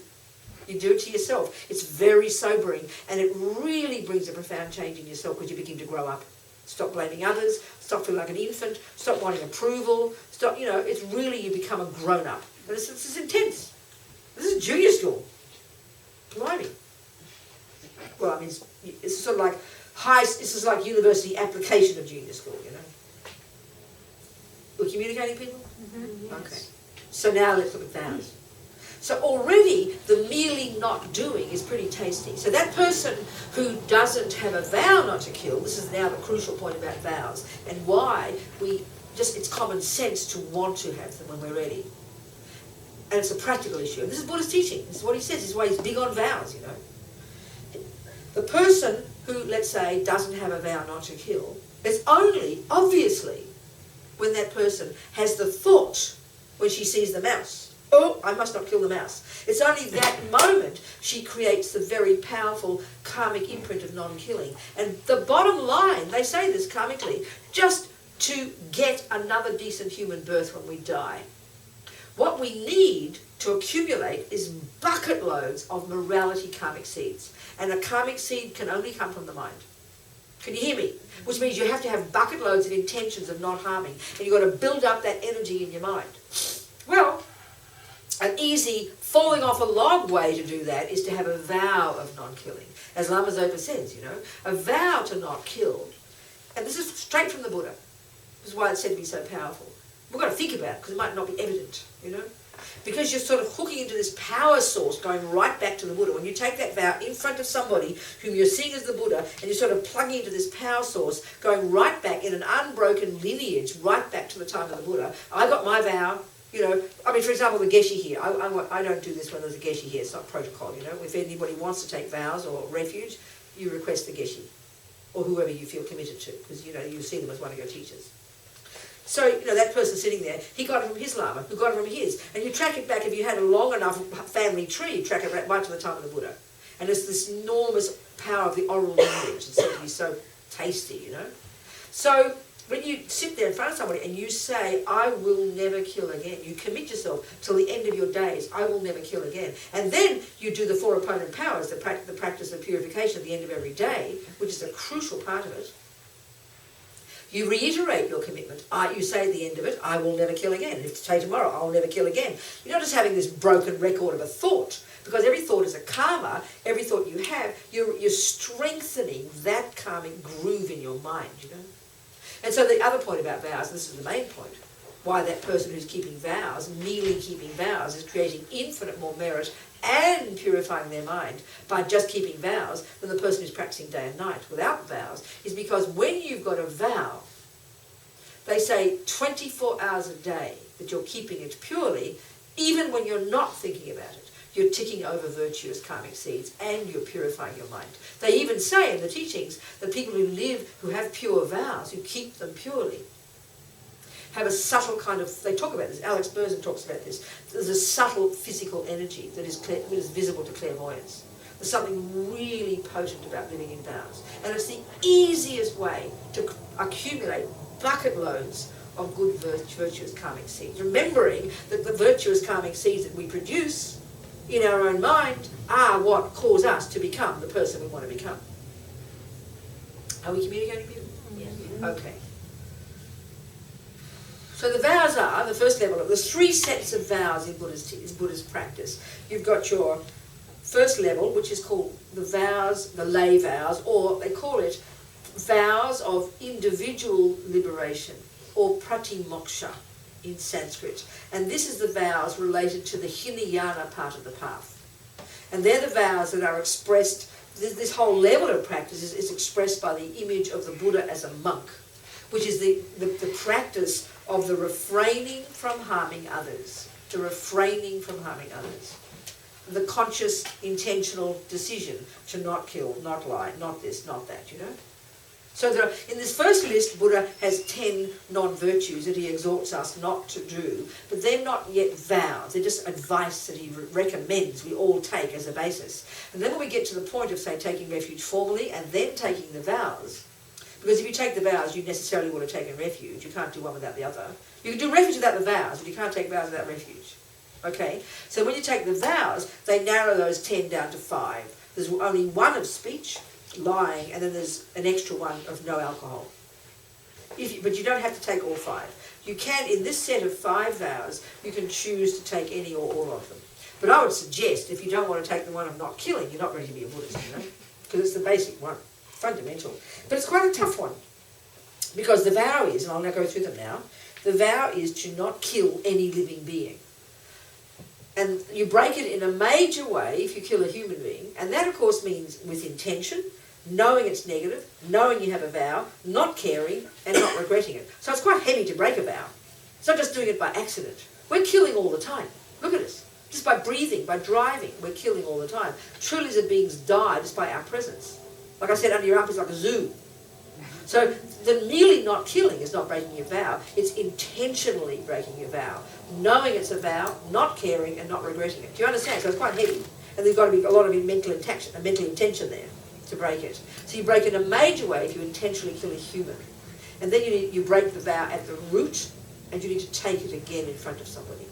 You break killing in a minor way, which means not a root, just an infraction or what they call it, if you kill any sentient being.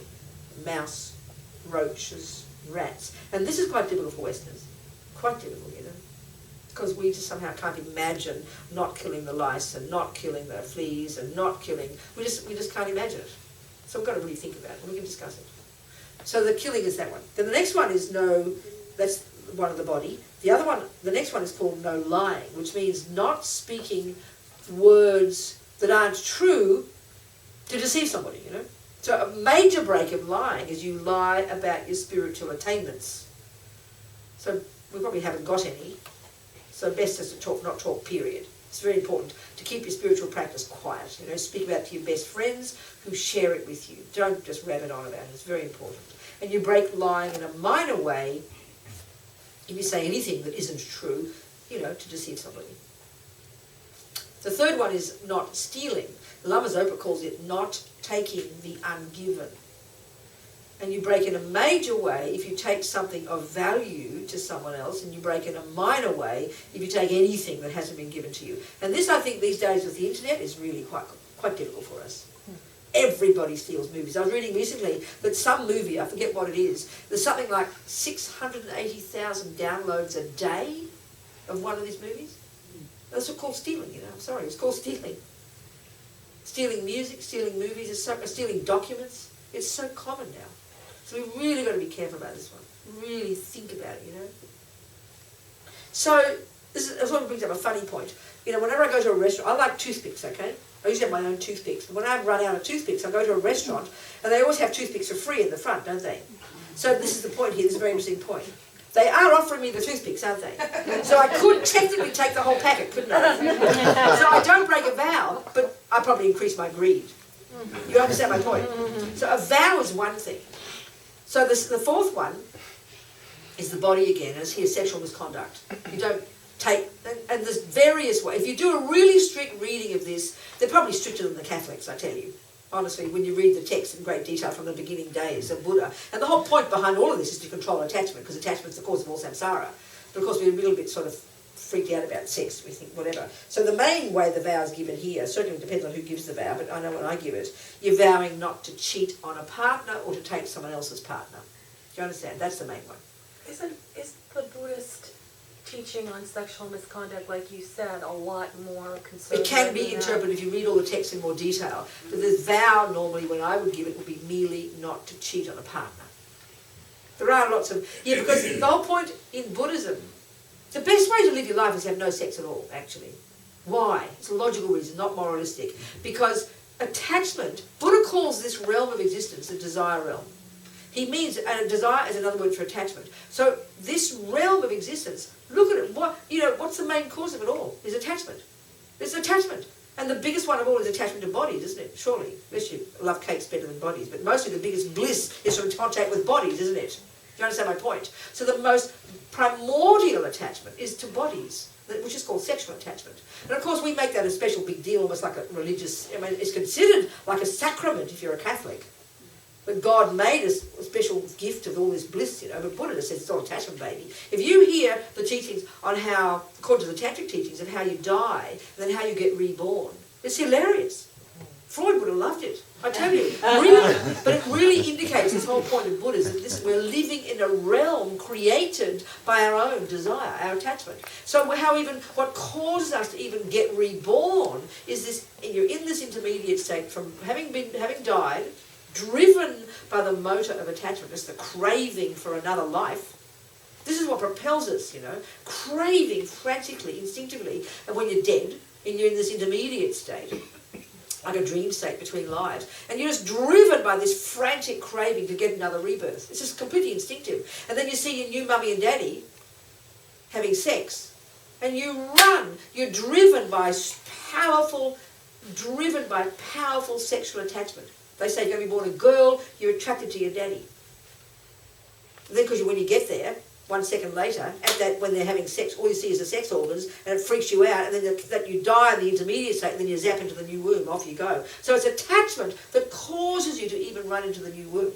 So this is a desire realm, Buddhism is driven by attachment, created over eons by our attachment. So that if we're trying to give up samsara, we have to give up attachment. The biggest attachment of all, to bodies,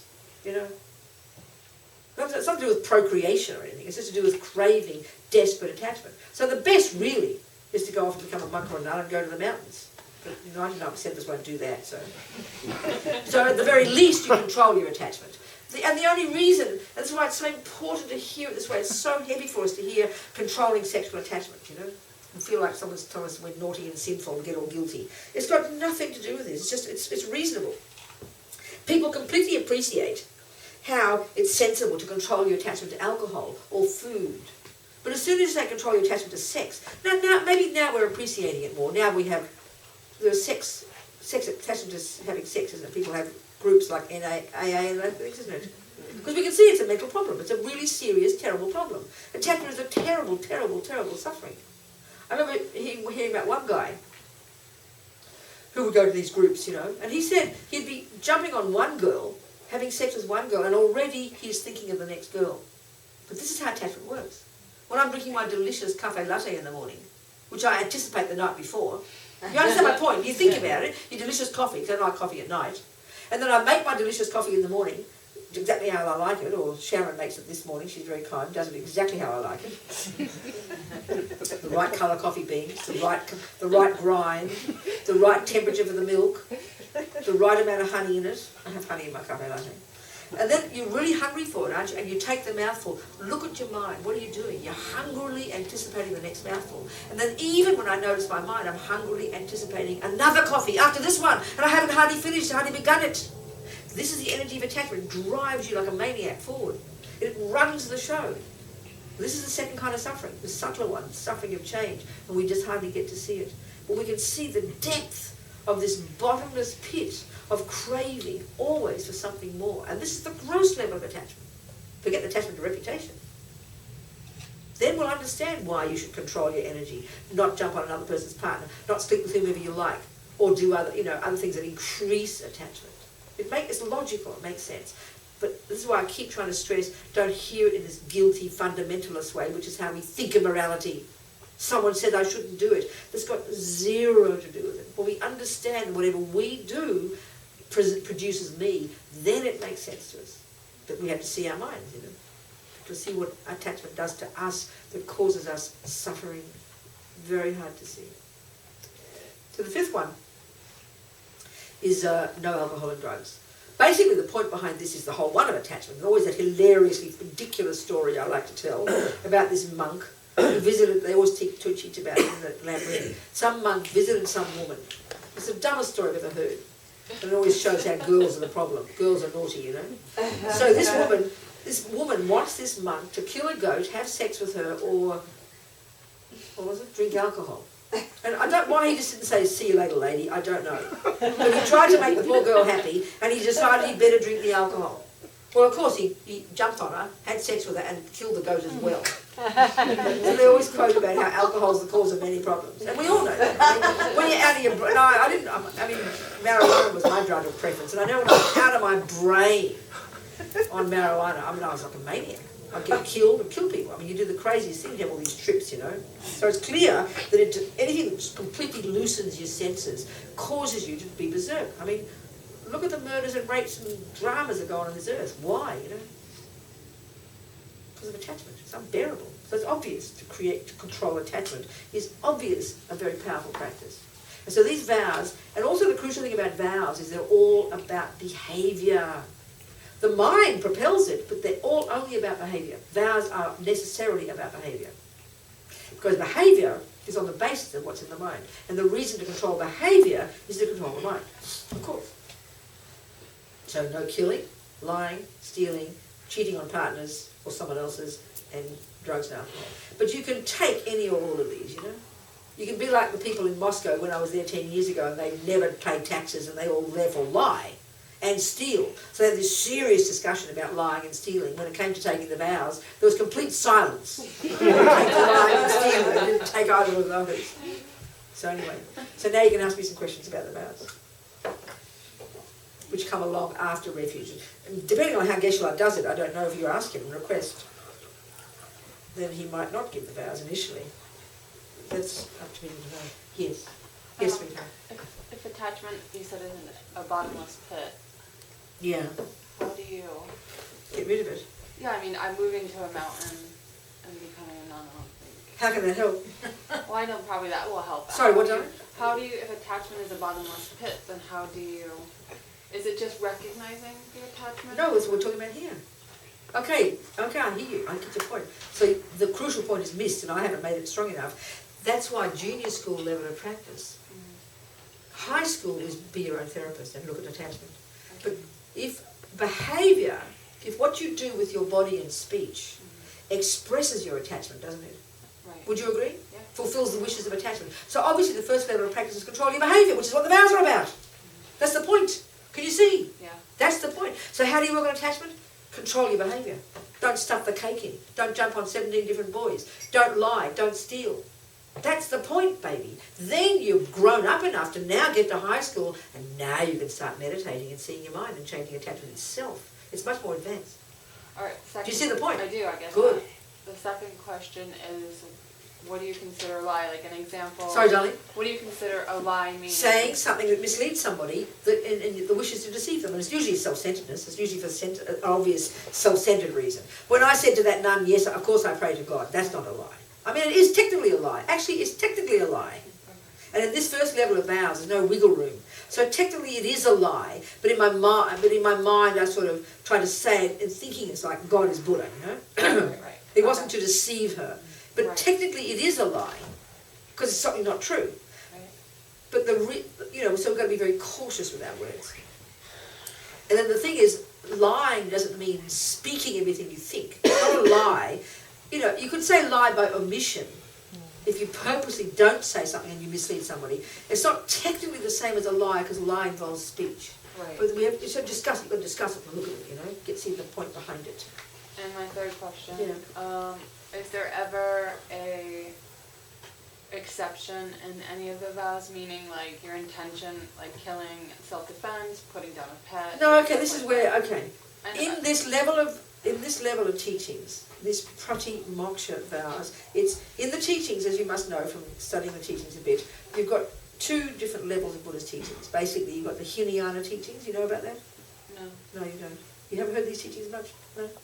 a little bit. A little bit. Okay, don't worry. So this is an important point. There's different levels of teachings. The first level of teachings is like what they call the Hinayana or the Theravadan Buddhism, which is the teachings that are taught in Burma, Thailand, all this. And that's what's called these teachings, and this is what we're discussing here, in the Tibetan Buddhist packaging of the teachings. This is the junior school and high school. And that's all about the first junior school level. The junior school level, which is what we're talking about here, the vows, is only about behaviour. What you do with your body and speech. that's all about that. Why? So now you can get to high school, because you've controlled your body and speech, now you can begin to get into your mind. All of that's the high school level, and the point behind all of this is to stop creating negative karma, because you're sick of suffering, and I want to get the hell out and achieve my own nirvana. So if you graduated at high school, that's the Theravadan teachings. That's what you'd learn if you're in the school, like in Burma or Thailand, and that's what gets you, quote unquote, your own liberation from suffering, your own nirvana. That's the goal. It's all about controlling your body and your speech, and then controlling your mind. Do you understand? You get the point? So now you've got the Mahayana, or the two wings of the bird. This is the wisdom wing. Now you've got the compassion wing. That's the Bodhisattva path. That's the Mahayana. Okay? So in this set of vows, like I said, there's no wiggle room. There's no discussion of motivation. You can look at this, and you could argue that my saying, yes, mother, I do pray to God, is actually a lie. It is a lie. It is words, and it's not true. But the way you said it. I know, so you can still have a discussion here. We can still debate. Right. Maybe you could say there's still some fault there. Because it's very, very strict and tight here. There's no wiggle room. It's about controlling your behaviour. So, now we get to the next level of vows, which is in the Mahayana, and these are the Bodhisattva vows. And these vows are also about behaviour. But what just differs here is they're determined by the motivation. So there's one vow, there are two vows, that both same sounding vow, but one is with this motivation and the other one is with that motivation. And even at the level of the Bodhisattva vows, you have a vow that you must break, an earlier vow, if it's for the benefit of others. So you have a vow. So you could say, by my pratimoksha vow, I'm not lying, I maybe broke it a bit, but my Bodhisattva vow, which was to be of benefit to that nun, I have a vow to break my first vow. So I lied, but with the pure intention of not upsetting, of doing whatever, of connecting with her, whatever you want to say. So you actually break a vow. I would have broken my Bodhisattva vow. That makes sense. You see my point? So there's a more advanced level. So obviously, this is where you really got to be more clear about your motivation, and you can't play with this. You can even say a Bodhisattva can kill somebody with a pure motivation, but that's really advanced. You can't kid yourself. You've got to really be an advanced being there and know your mind deeply and really keep your own, this first level. So each set of vows, keeping them purely is the basis of taking the next set. And then you've got the tantric vows, which are the most advanced of all. So they're stages of development. Do you understand? Okay. Yes. Jeff. Keith, I have Sorry, Keith, no. Jeff, Dave. Sorry. Go. Just a quick question about, correct me if I'm wrong, but I think you mentioned, trying to engage in the vows and changing your behaviors before you can get more advanced with like the meditation and stuff. I've noticed from meditating or trying to attempt to, and going deep at a couple times, that I almost naturally start to behave better. Like by knowing your mind. Yeah, I can just. Sure, of course, that's right. Intrinsically, it's like I just act like a better human being, and the less I do that, the more I start taking back. That's right, uncontrolled. Yeah. Sure, of course, fantastic, good. You're seeing the truth of it yourself. Yeah. Perfect. That's right. Brilliant. Well done. Yes. Since rebirth is a craving, then what, sweetheart? Since rebirth is a craving, because you said like rebirth is a craving. You said well, I'm just indicating that at the time of death, what drives us at the time of death is craving to hold on to this life, and then when we do die, we're desperately craving for a next rebirth. So attachment is the thing that propels us. Yes. But the ideal, you said, is not to have that craving, because to give up attachment. Yeah, yes. That is attachment itself. That's right. Because you said that technically we don't really need sex, or that causes reproduction, but no. Sorry. Wait a second. Go on. Say it again. You said like it would be ideal for people not to have sex and be monks, right? The quickest way to achieve liberation from suffering, putting it Buddha's way, knowing that attachment is one of the main causes of suffering, which perpetuates it, the quickest way would be to give up sex, drugs and rock and roll, become a monk or nun and go to the mountains. Yes. Ideal. Of course. That's the quickest way to give up samsara. To be fully qualified to do that, yes. But in that way, why would we need reincarnation? Like, what, darling? Why would we need reincarnation? Why would we need to... What do you mean need reincarnation? We don't need reincarnation. We only reincarnate, Buddha says, because we have attachment. It's like the motor that propels us. When you've quit attachment and realized emptiness and cut all the delusions in your mind, then you won't reincarnate. You're finished. Okay, that's my answer. Great. You're out of samsara now. You're quit. You've cut the motor. But when you add the Mahayana path to it, now you want to be reborn again so you can help others. What a drag she thinks. Yeah, right. So you can get reborn, but now you're motivated by the wish to help others. So you can't bear the thought of not being reborn again. But now you're qualified. You can really, and you're keeping going, becoming a Buddha, because you've got to connect with sentient beings to help them. Okay. You understand? Mm-hmm. That's how they talk. Yeah. But that's it. So yes. Just a quick question. Yes. I hadn't heard the four binding factors for breaking a vow apply to the pratimoksha vows before. Is that? Oh, good, yes. Is that, Good, yeah? yes, Okay. absolutely. Okay. Mate, I mean, okay, let's just double check. I forget a bit. Burson says something in here, which I think I've got it in here. Let's have a look. I just No, hadn't seen it. They have to be binding factors. Absolutely, you've got to be, yeah. Let me just double check. Just to make sure. I'm a bit slack on this myself. No, it's the wrong computer. It's this one. Oh, I've got to talk about, we're doing precepts in the morning at 6:30, so I've got to talk about that as well. If you don't know about that already, we're doing a special thing in the Oh, morning. I can look. No, I know, but I was just looking to see if there is something here. You doing precepts tomorrow? No, I didn't have it in the document. It's not here. I didn't do it. There's certainly binding factors. Binding factors. Where are they? I mean, check it out. Look at Burson. He's really good at this. He's really excellent. Are you talking about the 4 chains? Huh? Are you guys talking about the 4 chains? What do you call it? 4 chains, like What's that? in order to break a vow. Oh, you want it? So well, he's talking about the Bodhisattva vows, I'd say. Right, yeah, the 4. I think they're a bit similar. I'm a bit vague. I'm sorry about this, but I think they're a bit similar with the Yeah, lay I think vows. you already. I thought you said it. I did say there's got to be. It's got to be intention. Well, one of them is intention. If there's no intention, Right. you've got to know it's you're taking a vow and not care and not regret it. Similar, just similar, really. Absolutely. Right. Want to do it again. Want to do it, like not have any regret. Want to do it. Want to do it again? No, you don't have to want to do it again to break it that first Yeah, time. I guess so. No, But just you do it once. It's So that not makes it one. even worse if you want to do it again. But I'm sorry, I should have been more clear about all that. I should look it up and come to you. So, I might not be remembering well. I mean, I think I have a commentary from Lama Zopa somewhere. yeah, to somewhere, read, yeah, that I okay, can me read. too. And I'm a bit slack on it, I'm sorry.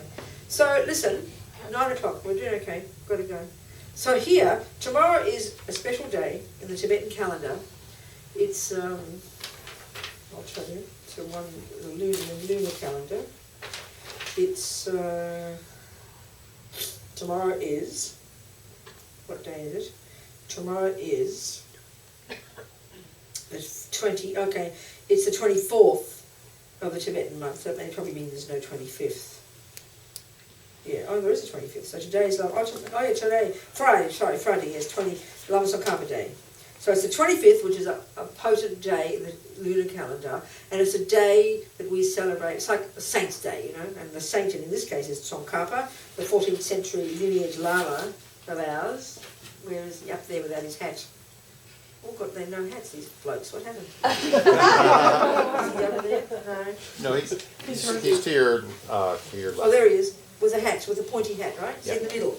He's our lineage Lama. And so we have tomorrow morning, people have requested, and Geshe-la's asked me to do it, because I normally wouldn't do it, because you've got a Lama, but he's asked me to do it, is to give what they call the 8 Mahayana precepts, which is a set of these vows. It sounds similar, but there's a couple more that I just found 24 hours, and it's said to be really marvellous to do this. So if people want to turn up at 6:30, you're very welcome. We're supposed to do it before dawn.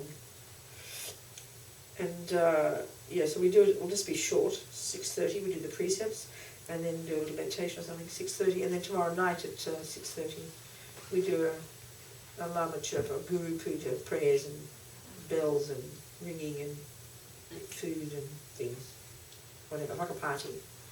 So we've invited the Tibetans to come as well, so quite a bunch of Tibetans will come. It'll be tomorrow night at 6:30. So tomorrow the precepts, they seem in character to be the same type of vow. There's no killing, no lying, no sex at all. Not just no sexual misconduct, no sex at all for 24 hours. No alcohol and drugs.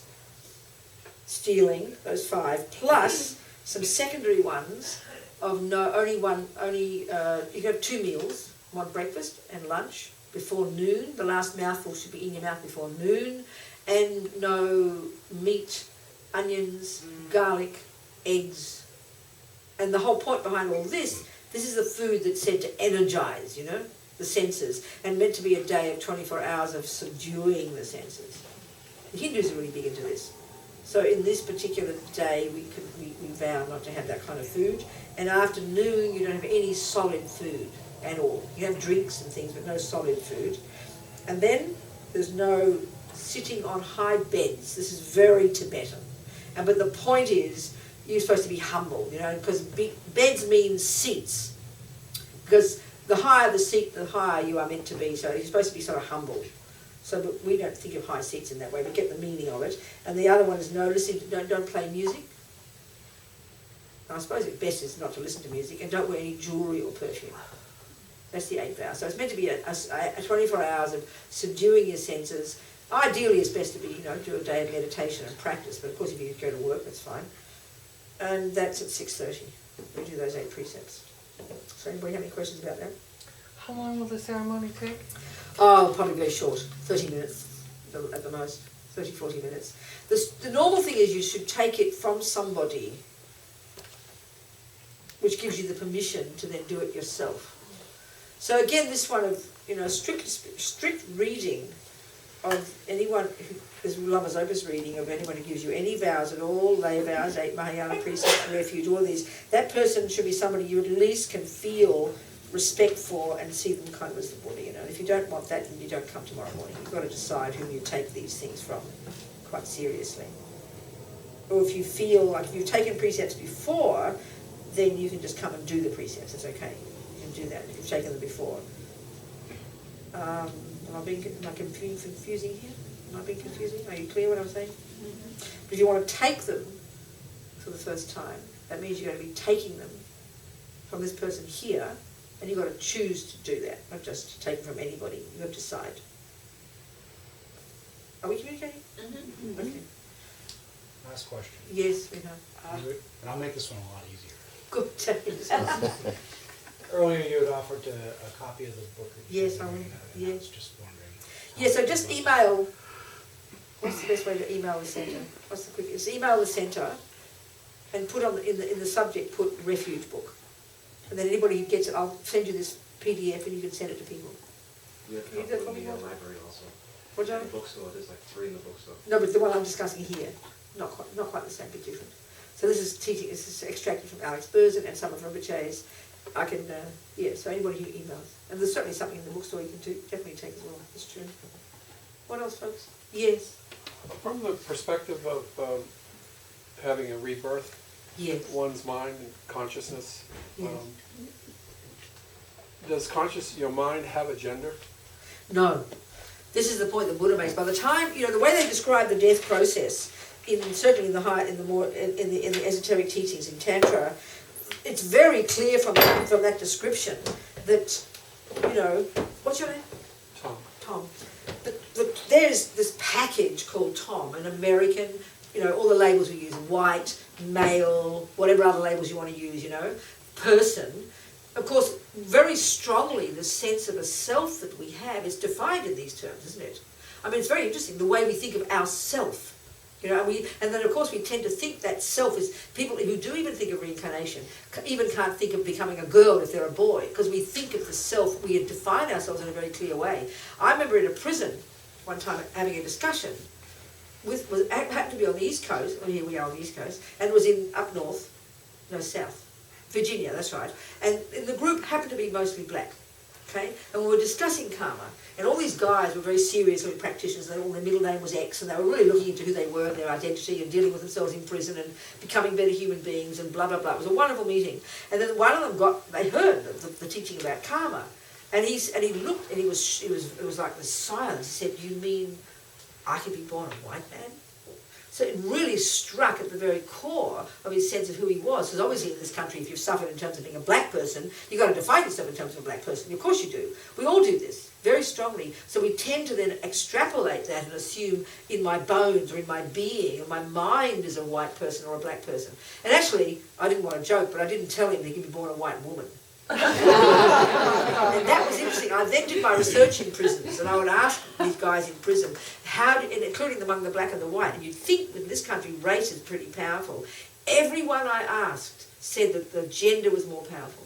Everyone I asked said they didn't see themselves, finally, it wasn't as a black, as a man. Isn't that interesting? But our mind is not. So when you go through the death process, first of all, there's Tom. All the memory, all the senses cease, your physical elements cease. By the time you stop breathing, already there's no longer a sense of who you are. The sense of Tom and his world and all he thinks is important and his work and what he likes and doesn't like, which is the substance of what we think of as me, me and mine, that's gone. You've lost the plot completely. By the time you go through those other processes, more subtle stages, about 4 stages, by the time you get to the very subtle, what they call very subtle consciousness, which is the subtlest level of Tom's consciousness, which they call clear light consciousness. There's no longer even a fraction of anything about Tom left. There's only this subtle consciousness, which is what will leave the body, programmed by everything Tom has ever done, and programmed by all the previous things that Tom dragged with him into this life, from all the previous times as an animal, an elephant, and God knows what you did in the past. All those imprints are in Tom's mind. So the person we become in a life is like you joined a white human house, a white human male house, You understand? So next life could easily be a dog's house, depending on the karma that ripens. And this is why for the Buddha, the reincarnation, mind finally has no gender. It's not even human. It's just and all we are, the person we become, whether it's a male dog, a female human, they're just this packaging, this result of past actions. So anyone can be my mother from... Yes, oh yes. There's always this hilarious story of one of the Buddha's disciples who was clairvoyant, one of his two main disciples. I think it was the one called Shariputra. And he's bopping along, he's an arhat, he's a highly realised being, which means he's got perfect clairvoyance, realised emptiness, all these things. And he's bopping along doing his arms round, and he pokes his nose into this villager's house, and he says, "Oh, what a farce samsara is. The son nurses his enemy, kicks his mother while he eats his father's bones." What he could see with his clairvoyance, that the man sitting there nursing the baby was the reincarnation of the bloke down the road that he killed. He killed because he raped his wife, but now it's his baby, because he was attached to the wife. The baby, it was his enemy. He's eating fish, which is the reincarnation of his daddy, who had died, who was attached to eating fish in the pond in the backyard. And he's kicking the dog, who's eating the bones. That's right, and the wife eats the bones of the husband. The dog is the reincarnation of his mother, who was born there, because she's attached to that place, and she's eating the bones of her husband. So I can see what a farce samsara is. What determines gender?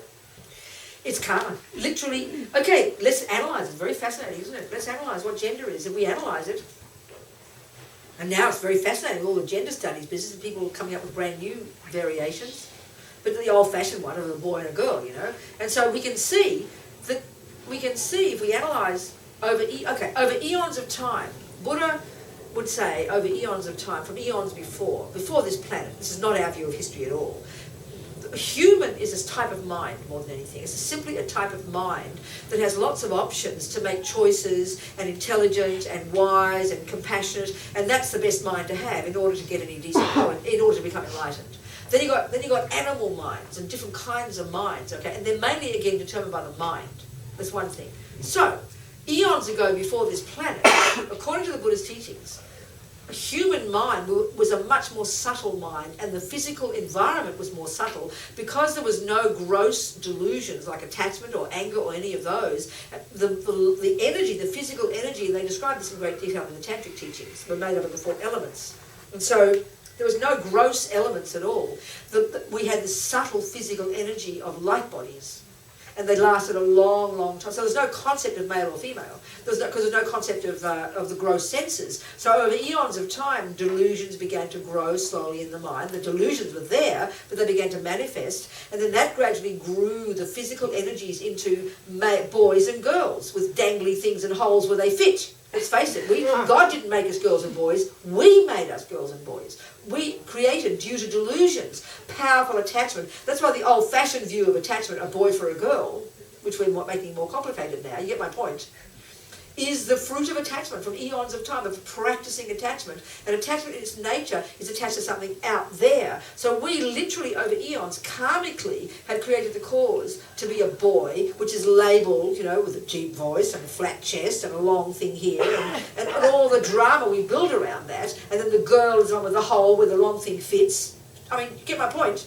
With the 2 lumps on the chest that feed the baby. So we have created this over eons of time, and it's delusions are created. Delusions are created. So in essence, there's nothing there. But then the other aspect is reputation. One of the main ways that karma ripens is called experiences, and that is the way we're seen by others. So the traditional one of being on this planet, a couple, you know, even in many countries still, I think in India maybe they've stopped burning the wife of the husband on the pyre, on the funeral pyre, you know, maybe they have.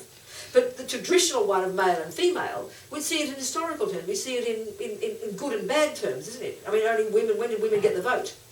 And that kind of thing, you know, or the abuse of women, or in some countries girls have to cover their bodies because it's all based on the male one. So it's all this historical stuff, and it's all karma. It's all created by all of us.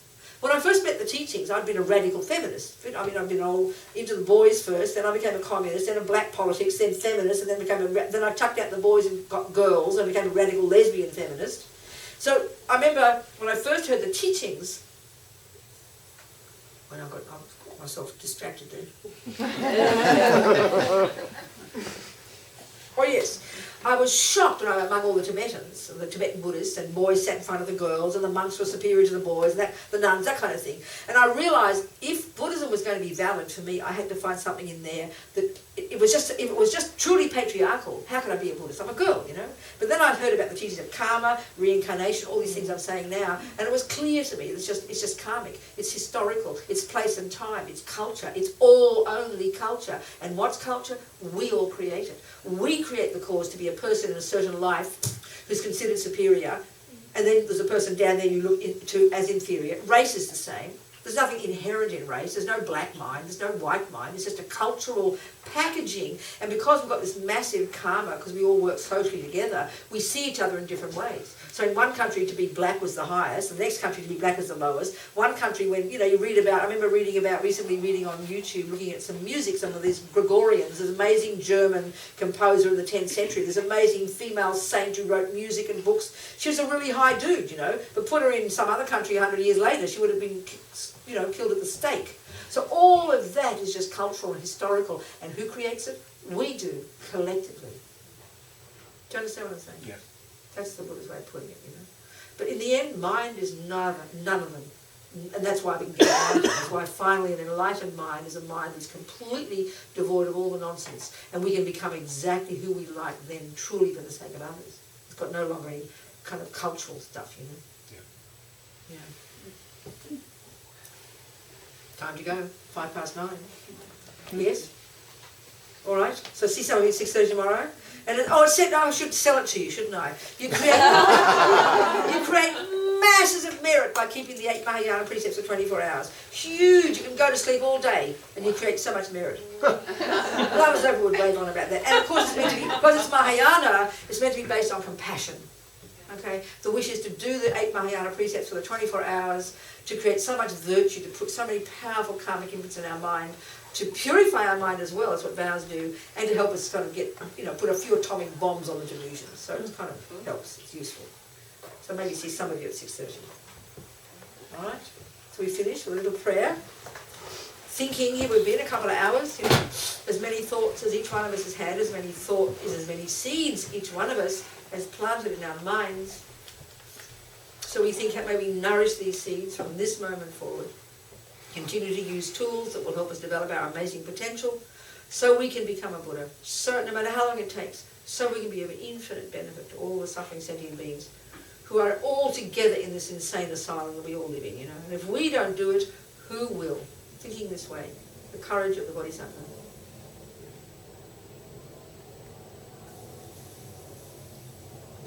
Kewaji nyu du dag Lama Sangye Drugyune Drowa Chikyang Malupa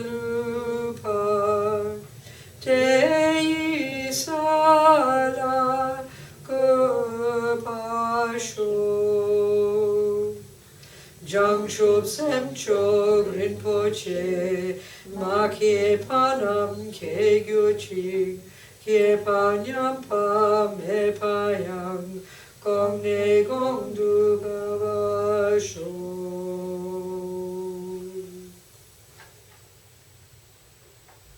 Thank you very much, everybody. Thank you. Honestly, drink my water.